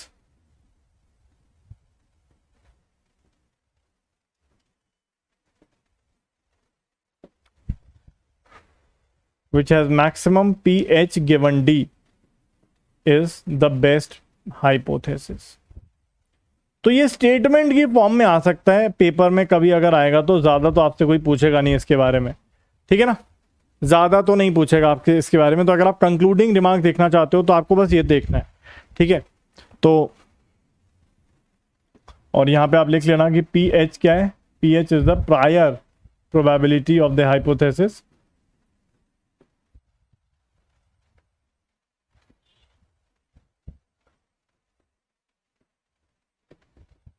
ठीक है ना।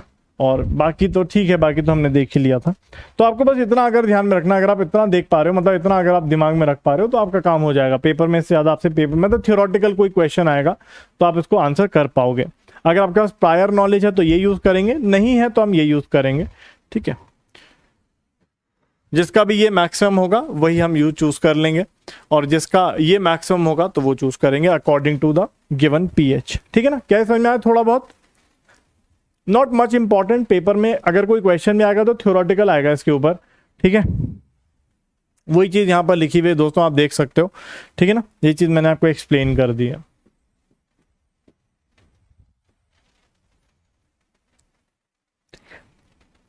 और अगर हम एमएल का केस ले लेंगे तो उस केस में हम इसको मैक्सिमम देख सकते हैं। तो ये चीज मैंने आपको एक्सप्लेन कर दी है।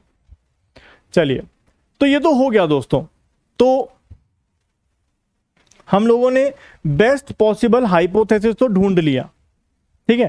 सिर्फ नॉलेज के लिए इंपॉर्टेंट था, लेकिन फिर भी अगर कोई पेपर में 1 नंबर का सवाल थ्योरेटिकल आएगा तो हम उसको कर पाएंगे, we can do it. Now let's move on to the Bayes optimum classifier. Bayes optimum classifier जिसके अंदर, जैसे मैंने आपको बताया था, तो बेस ऑप्टिमम क्लासीफायर हम देखने वाले हैं। ये नेव बेस नहीं है, it's a base optimum classifier, ठीक है। और ये बेस क्लासीफायर भी नहीं है। 3 तरह के क्लासीफायर हम पढ़ेंगे, base optimum classifier, base classifier और नेव बेस, ठीक है। ये बेस ऑप्टिमम है, पहला स्टेप मान लीजिए, ठीक है। तो यहां पे हम क्या करते हैं दोस्तों,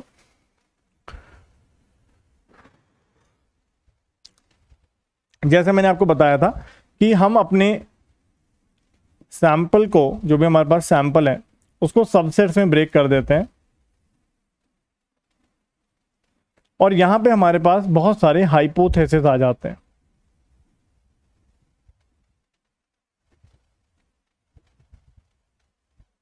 ठीक है। और हमारे पास already we have some probability that is called P H given D. ये भी हमारे पास है for each hypothesis.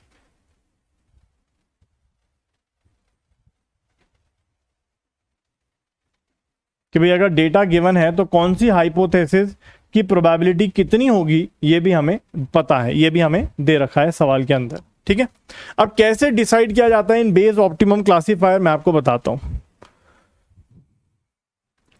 So base optimum classifier के अंदर हम क्या करते हैं, बेस ऑप्टिमम क्लासीफायर के अंदर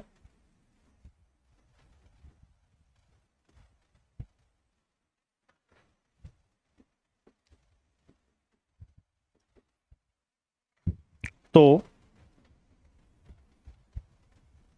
एनी न्यू पॉइंट,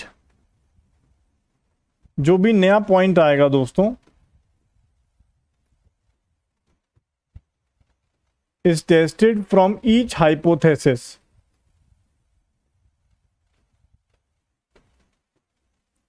हम हर एक नए पॉइंट को हाइपोथेसिस से टेस्ट करते हैं। हाइपोथेसिस की वर्किंग बिल्कुल वैसी ही है। मान लीजिए H1 हाइपोथेसिस है, H2 हाइपोथेसिस है, H3 हाइपोथेसिस है। ओके, सो जैसे मैं पीछे आपको कराया था दोस्तों, क्या लगता है अगर मैं ये हाइपोथेसिस आपको दूं, जैसे मैंने यहां पर आपको कराई थी, ये 3 फिगर बनाई थी। सो अगर मैं 2 क्लास का या 3 क्लास का, मतलब अभी तो मैं 2 क्लास का एक केस लेता हूं, तो व्हाट डू यू थिंक, क्या एक हाइपोथेसिस हमें बता सकता है कि जो पॉइंट है, जो भी टेस्ट पॉइंट है, वो क्लास 1 का है या क्लास 2 का है, या वो प्रोबेबिलिटी बताता है कि वो क्लास 1 का इस प्रोबेबिलिटी से होगा, क्लास 2 का इस प्रोबेबिलिटी से होगा, क्या होगा बताइए। सो यहां पर अगर हम देखें, मान लीजिए कोई भी नया पॉइंट आता है, वो नया पॉइंट यहां पर आया, तो व्हाट डू यू थिंक, यहां पर हम क्या बताएंगे कि वो क्लास 1 का है या क्लास 2 का है, या फिर हम ये बताते हैं कि वो क्लास 1 का इस प्रोबेबिलिटी से और क्लास 2 का इस प्रोबेबिलिटी से है। ये बताइए, गलत मत बताना, हम कर चुके हैं मैप रूल में लास्ट क्लास में और आज की क्लास की स्टार्टिंग के रिवीजन में। तो अगर कोई नया पॉइंट आता है, तो वो नया पॉइंट अगर किसी भी एक हाइपोथेसिस में जाता है, तो वो ये बताएगा कि भाई ये स्ट्रेट फॉरवर्ड क्लास 1 का है, क्लास 2 का है, या प्रोबेबिलिटी देता है। गलत मत बताना, बस क्लास की प्रोबेबिलिटी देता है। ओके, गलत मत बताना भाई, थोड़ा सोच लो, हमने किया हुआ है ये।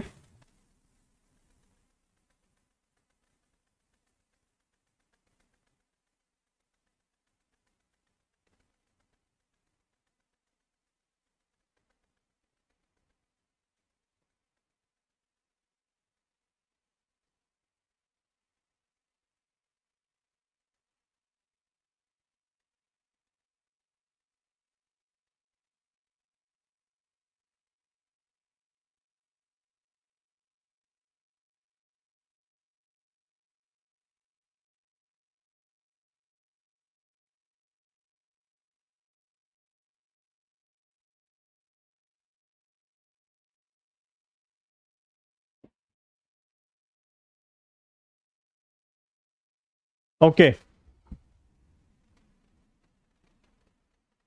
देखते हैं। देखिए दोस्तों, ऐसा कुछ हमने क्लास में किया हुआ है, राइट। जैसे मॉर्निंग ये वाला क्वेश्चन था या ये वाली कहानी थी। अगर मैं कोई नया पॉइंट आपको देता हूं, मान लीजिए यहां पे, तो ये मुझे क्लास की प्रोबेबिलिटी देगा या सीधा क्लास बताएगा उसकी, बताइए।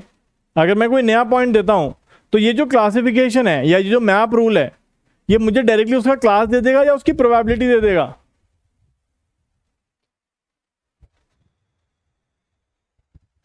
डायरेक्टली क्लास दे देगा, क्योंकि हमने डिसीजन रूल लगाया हुआ है कि अगर पॉइंट की वैल्यू इस थ्रेशोल्ड के सीधे हाथ पे है तो क्लास 1, और इसके लेफ्ट में तो क्लास 2। तो अगर कोई पॉइंट यहां पर आता है तो उसको वो क्लास 1 का दर्जा दे देगा, सीधा सीधा, बिना किसी प्रोबेबिलिटी के।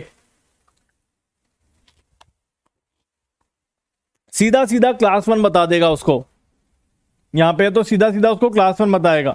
ठीक है, हमने किया था ना, सीधा सीधा क्लास 1 बताएगा, प्रोबेबिलिटी कुछ नहीं बताता। सो दोस्तों, ये हमने किया।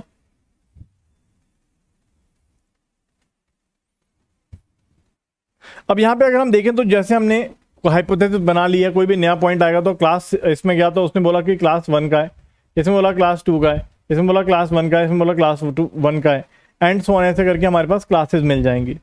तो यहाँ पे हम मेजॉरिटी रूल का इस्तेमाल नहीं करते, राइट। मेजॉरिटी रूल का इस्तेमाल नहीं करते, बल्कि हम जो रिजल्ट्स हमें मिलते हैं उनको वेट देते हैं। किसका वेट देते हैं? सो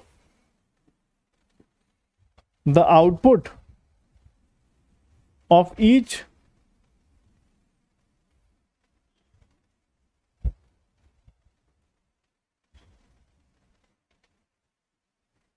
the output of each hypothesis is the output of each hypothesis is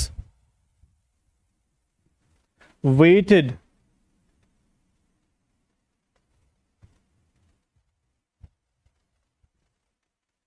by pH given d। ठीक है ना, इससे वेट कर देते हैं हम लोग और फिर अकॉर्डिंगली डिसाइड करते हैं फाइनल क्लास को। ठीक है ना, so the final result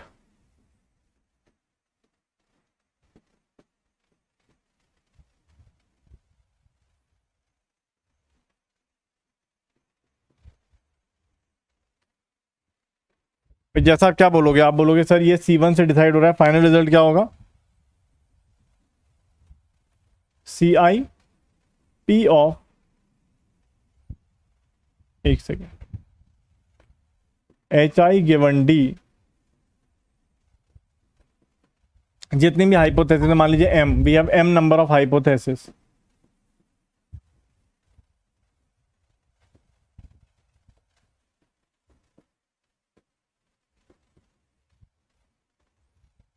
multiplied by CJ. CJ is the class decided by the particular hypothesis.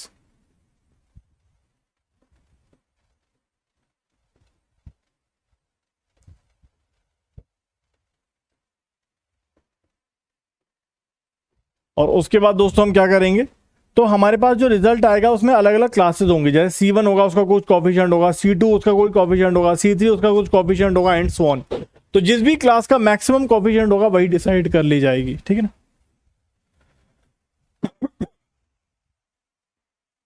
The class with maximum coefficient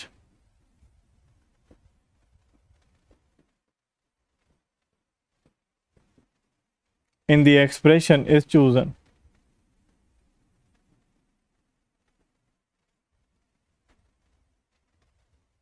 as the result। ठीक है ना, ऐसा कुछ हम करते हैं। ठीक है ना, ठीक है ना, एक बार देख लीजिए क्या है, सबको समझ में आ गया?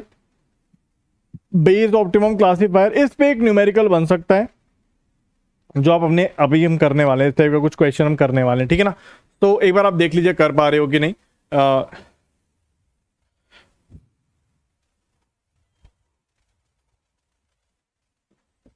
ठीक है ना, किस किस को समझ में आया एक बार देख लीजिए दोस्तों। Are you able to understand this? एक क्वेश्चन अभी करते हैं, सो डोंट वरी भाई। जैसे फॉर एग्जांपल यहाँ पे हमारे पास 2 क्लास का केस था, 4-5 हमारे पास हाइपोथेसिस है। कोई भी टेस्ट पॉइंट आएगा तो हम हर एक हाइपोथेसिस को दे देंगे और हर एक हाइपोथेसिस अपनी क्लास निकाल के दे देगा। और जैसा आपने देखा था कि हाइपोथेसिस मैप रूल पर काम कर रहे हैं, hypothesis work on the map rule.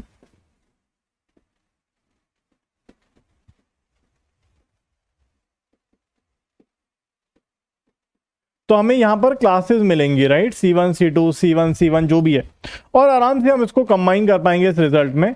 जिस भी क्लास का मैक्सिमम कोएफिशिएंट होगा वही हम डिसाइड कर लेंगे अकॉर्डिंगली। क्या है सबको समझ में आया दोस्तों? एक बार देख लीजिए, are you all able to understand this? तो this is called the Bayes optimum classifier.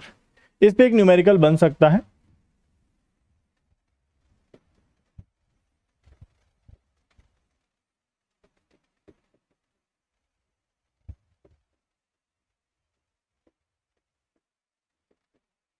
ठीक है, चलें आगे।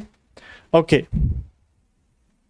तो अगर आप पढ़ेंगे तो यही चीज यहां पर लिखी हुई है दोस्तों। ठीक है ना, बिल्कुल जो चीज मैंने आपको बताई वही चीज यहां पर लिखी हुई है।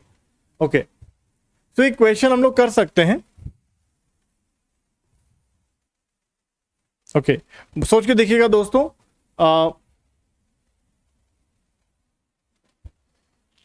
So this is the method for optimization. This is the method for optimization. नहीं, this is method for classification. This is a method for classification. हम फाइनली क्लासिफिकेशन ही कर रहे हैं ना। हमने अलग अलग हाइपोथेसिस बना ली और उनको यूज करके हम सबको कंबाइन करके एक फाइनली रिजल्ट निकाल रहे हैं। ठीक है ना, इसको हम कंबाइन करके फाइनली एक रिजल्ट निकाल रहे हैं। तो बड़े आराम से आप इसको कर पाओगे, एक बार देख लीजिए।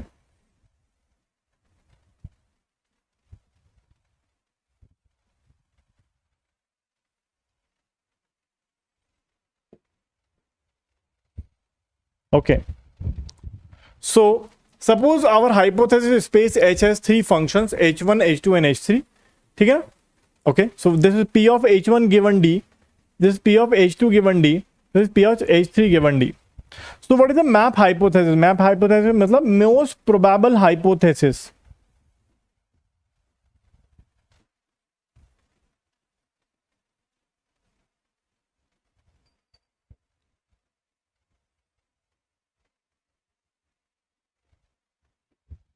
तो जैसा कि अभी हमने थोड़ी देर पहले ही देखा था दोस्तों, मोस्ट प्रोबेबल हाइपोथेसिस मतलब जिस हाइपोथेसिस का पीएच गिवन डी मैक्सिमम होता है वही मोस्ट प्रोबेबल हाइपोथेसिस होता है।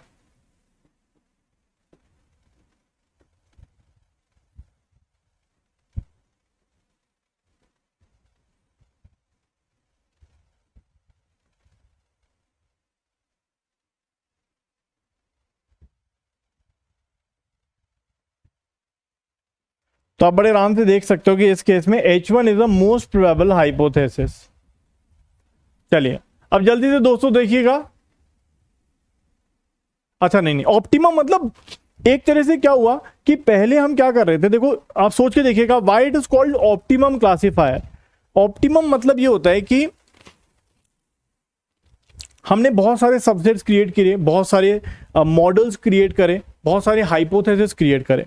बात सही है कि H1 सबसे ज्यादा प्रोबेबल है, लेकिन H2, H3 ने भी कुछ सबसेट को ऑब्जर्व किया होगा और उसका कुछ मॉडल क्रिएट किया होगा।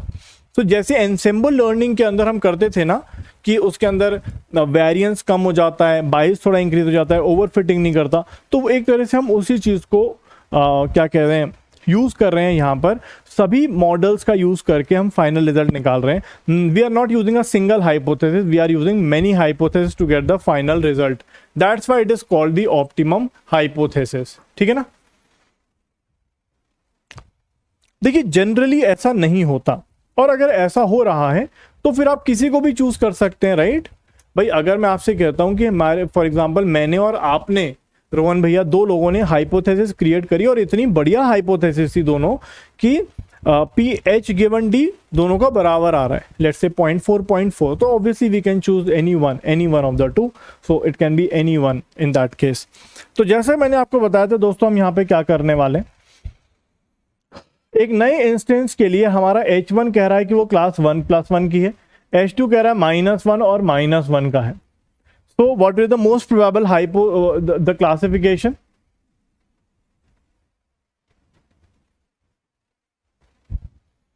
So the answer will be, जैसे मैंने बताया था,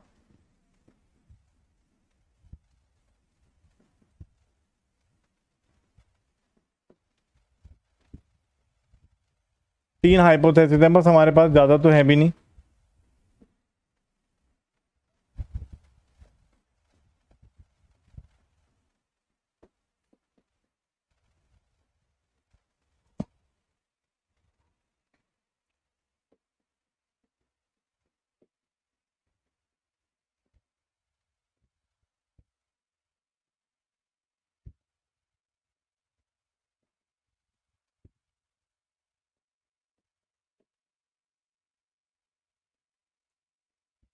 ऐसा कुछ आ जाएगा तो आप बोलोगे sir it is class -1,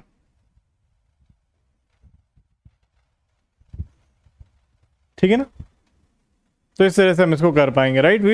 will not solve this whole result, we will actually find the coefficient of the class, we'll find the coefficient of the class, will not solve the result, we'll find the coefficient of the class। तो आप देखोगे -1 का coefficient 0.6, 1 का coefficient 0.4, so maximum इसका आ रहा है, तो that's why class -1। एक बार देखिए सब लोग कर पा रहे हैं कि नहीं।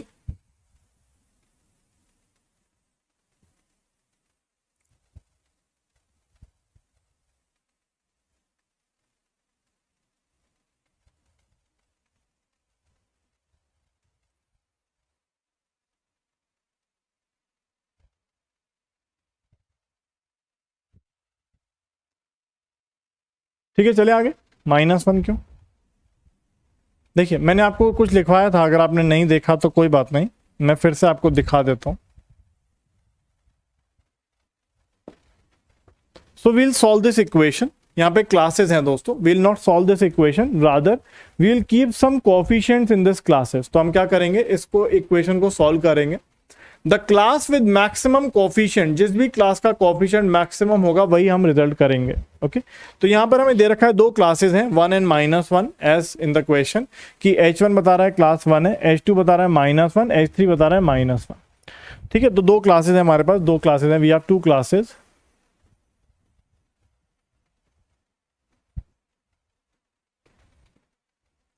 +1 एंड -1।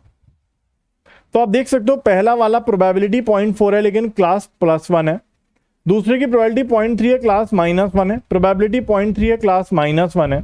इसको अगर हम कंबाइन करेंगे रिजल्ट को तो विल गेट दिस, यहाँ पे 0.6 इंटू -1, 0.4 इंटू 1। तो क्लास -1 की प्रोबेबिलिटी जो कोएफिशिएंट आ रहा है वो 0.6 आ रहा है, इसका 0.4 आ रहा है, तो जिसका कोएफिशिएंट ज्यादा होगा वही डिसाइड किया जाएगा। एक बार देख लीजिए जलज भैया, हम सिर्फ कोएफिशिएंट की बात करेंगे, will not solve the whole equation. So the class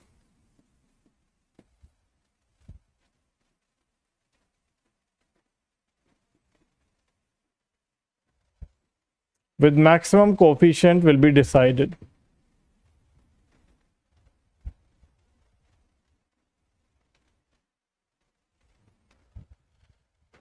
ठीक है जलज भी एक बार देखिए, तो यहां पे आप देख सकते हो इसका कोएफिशिएंट 0.6 है, इसका 0.4 है, तो ऑब्वियसली विल चूज द 0.6 वाला, दैट इज +-1। ठीक है, चलिए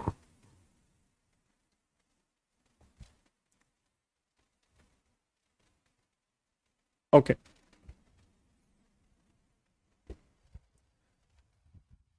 सो मान लीजिए कोई नया पॉइंट हमने दिया दोस्तों, और नए पॉइंट की कुछ प्रोबेबिलिटी हमें दे रखी थी।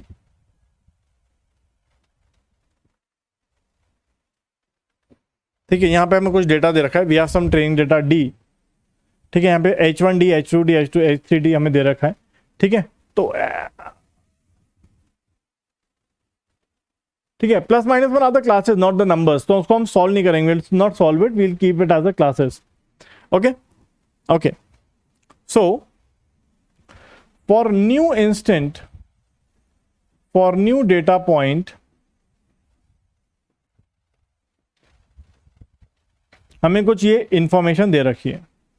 Find the class of the new data point.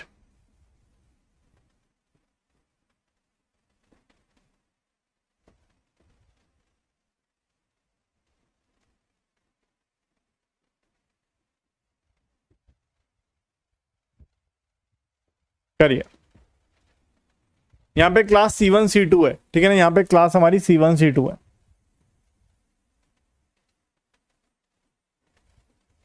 थोड़ा समझिएगा क्या दिया हुआ है यहां पर, क्योंकि मैंने ये चीज अभी आपको नहीं बताई है, बट आप देख सकते हो, मतलब it's not a big deal. तो फॉर एनी न्यू पॉइंट हमें ये दे रखा है, ये चीज दे रखी है। आराम से देखिए क्या बनेगा, जल्दी से बताइए।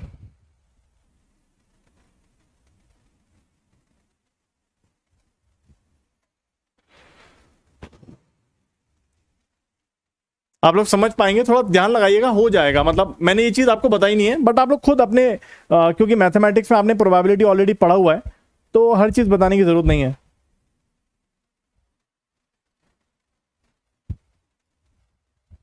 कर पाएंगे दोस्तों, जल्दी से बताइए।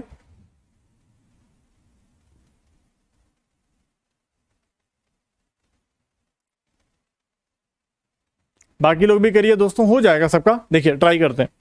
तो दोस्तों यहां पर आप करोगे दोस्तों, तो आप बोलोगे sir, so we have to maximize, so we have to find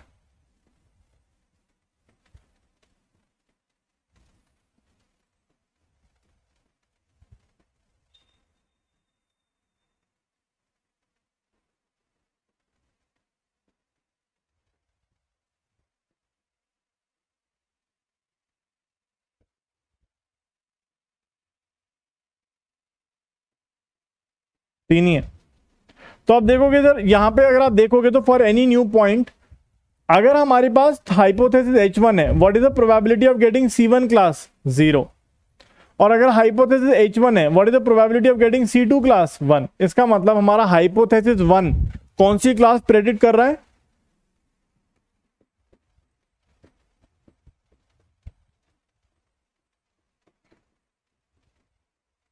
H1 predict C2। यहां पर देखिए हाइपोथेसिस H2 है, C1 और C2 के बारे में दे रखा है कि अगर आप हाइपोथेसिस H2 ले रहे हो तो C2 आने की प्रोबेबिलिटी 0 है लेकिन C1 आने की प्रोबेबिलिटी 1 है। इसका मतलब हाइपोथेसिस 2 हमें प्रेडिक्ट करके दे रहा है C1। तो इस रूल को हम किसी और तरीके से भी लिखते हैं, वो भी आपको बताऊंगा। तो यहां पे देखिए हमारे पास हाइपोथेसिस 3 अगर हम चूज कर रहे हैं तो C1 की प्रोबेबिलिटी 1 है लेकिन C2 की 0 है। इसका मतलब हाइपोथेसिस 3 जो है वो प्रेडिक्ट कर रहा है C1। ठीक है, इस तरह से हमारा काम चलेगा। तो जो हमने रूल देखा था उसको देख लेते हैं दोस्तों। तो यहां पे आप देखोगे दोस्तों, what is the probability of 1, probability of 1 is 4.4, लेकिन H1 क्या प्रेडिक्ट कर रहा है C2। H2 की प्रोबेबिलिटी 0.3 है लेकिन वो प्रेडिक्ट कर रहा है C1 और 0.3 C1। कौन कौन समझ गया था दोस्तों इस चीज को? तो यहां पे भी हमारी क्लास जो प्रेडिक्ट की जाएगी वो C1 प्रेडिक्ट की जाएगी। कौन कौन इसको कर पाया था दोस्तों बिना किसी परेशानी के? एक बार देखिए, मतलब कौन कौन इस बात को समझ गया था कि इन दोनों को देख के लग रहा है कि अगर H1 हाइपोथेसिस ली हमने तो वो C1 को नहीं दे रहा है। C1 0 प्रोबेबिलिटी का है लेकिन C2 1 प्रोबेबिलिटी का है। तो इसी चीज को लिखने का एक और तरीका होता है दोस्तों, मैं आपको बताता हूं। जो ये रूल है हमारा, तो इन बेस ऑप्टिमम क्लासिफायर का rule,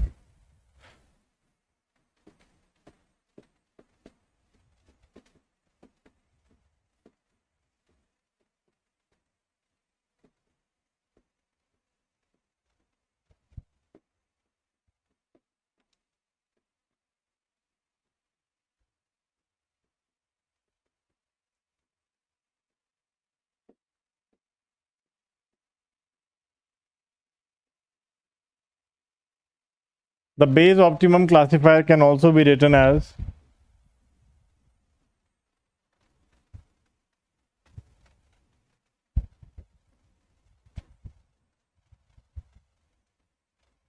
P of HI given D multiplied by CJ given HI।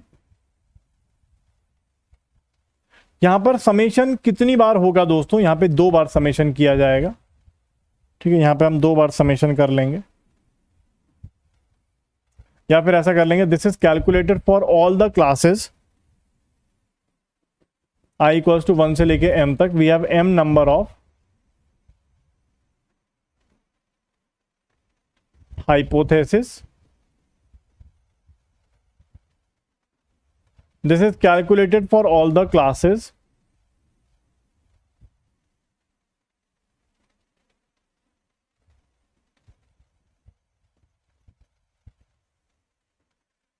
ठीक है ना, for all the classes the class which has this maximum value is the result।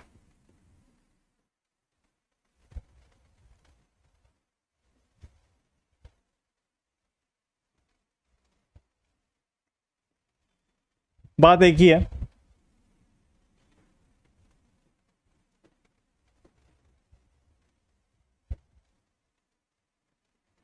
ठीक है, एक ही बात है ये। आप सोच के देखिए, बिल्कुल सेम ही बात आपको नजर आएगी। ठीक है, आप सोच के देखिए। अच्छा, एक चीज और, क्या ये कभी पॉइंट्स में हो सकता है या जरूरी है 0 1 ही हो? क्या ये पॉइंट्स में हो सकता है, जैसे 0.8 0.7 0.8 सॉरी 0.8 0.3 0.8 0.2 0.7 0.3 0.5 0.5 ऐसा कुछ हो सकता है, या 0 और 1 में ही होंगे ये?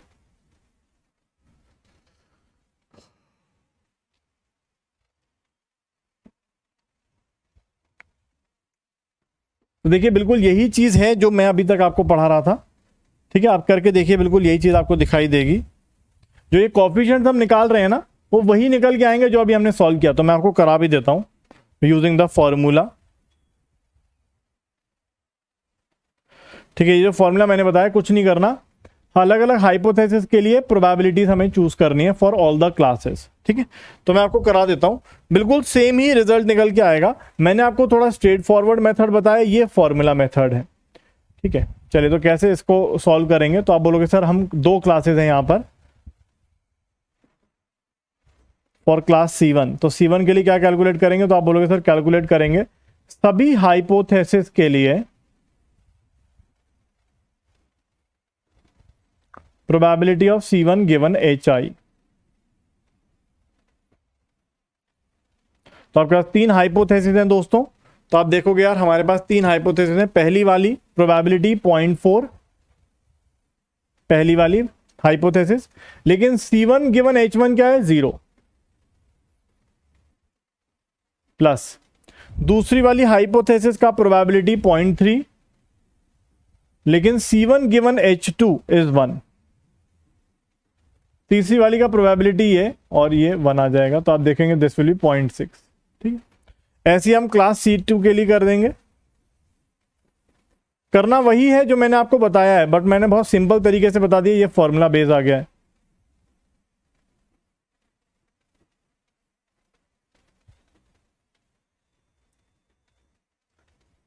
तो आप यहां पे देखिएगा, इसके देखिए पहली वाली प्रोबेबिलिटी 0.4 है,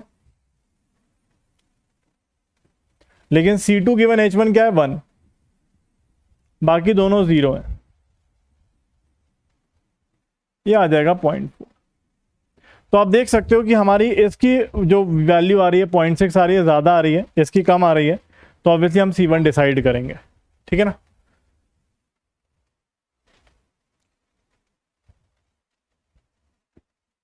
ठीक है, अगर हमारी हाइपोथेसिस मैप रूल यूज कर रही है तो वो हमेशा एक ही क्लास देगी दोस्तों, 2 क्लास नहीं दे सकती। ये चीज मैं अभी तो बताई थी थोड़ी देर पहले। अगर हमारे पास 2 या 3 या 4 जितनी भी क्लासेस हैं, at one particular instant for a given data point, हमारा जो हाइपोथेसिस है वो हमें एक ही क्लास देगा, प्रोबेबिलिटीज नहीं देगा कि 0.8 0.2। ठीक है, वो एक ही क्लास देगा कि भाई ये C1 पॉइंट क्लास का है या C2 क्लास का है या C3 क्लास का है, सिर्फ एक ही क्लास को दे देगा, वो प्रोबेबिलिटी नहीं देगा। ये बात अभी मैंने आपको थोड़ी देर पहले भी बताई थी। ठीक है, तो ये हमारा बेस ऑप्टिमम क्लासिफायर होता है दोस्तों। ठीक है, तो हम लोग इसकी कॉम्प्लेक्सिटी को ऑब्जर्व करेंगे कल की क्लास में, फिर एक गिब्स एल्गोरिथम है जिसको देखेंगे क्या होता है ये, और फिर उसके बाद हम आगे बढ़ेंगे बेस क्लासिफायर और नेव बेस की तरफ। तो कल और परसों में मुझे लगता है कि नेव बेस वाला टॉपिक हमारा समाप्त हो जाना चाहिए दोस्तों। ठीक है, तो कल से इसको कंटिन्यू करेंगे, थोड़ा रिवाइज करके आइएगा, पढ़ के आइएगा। ठीक है, thank you, bye bye and take care.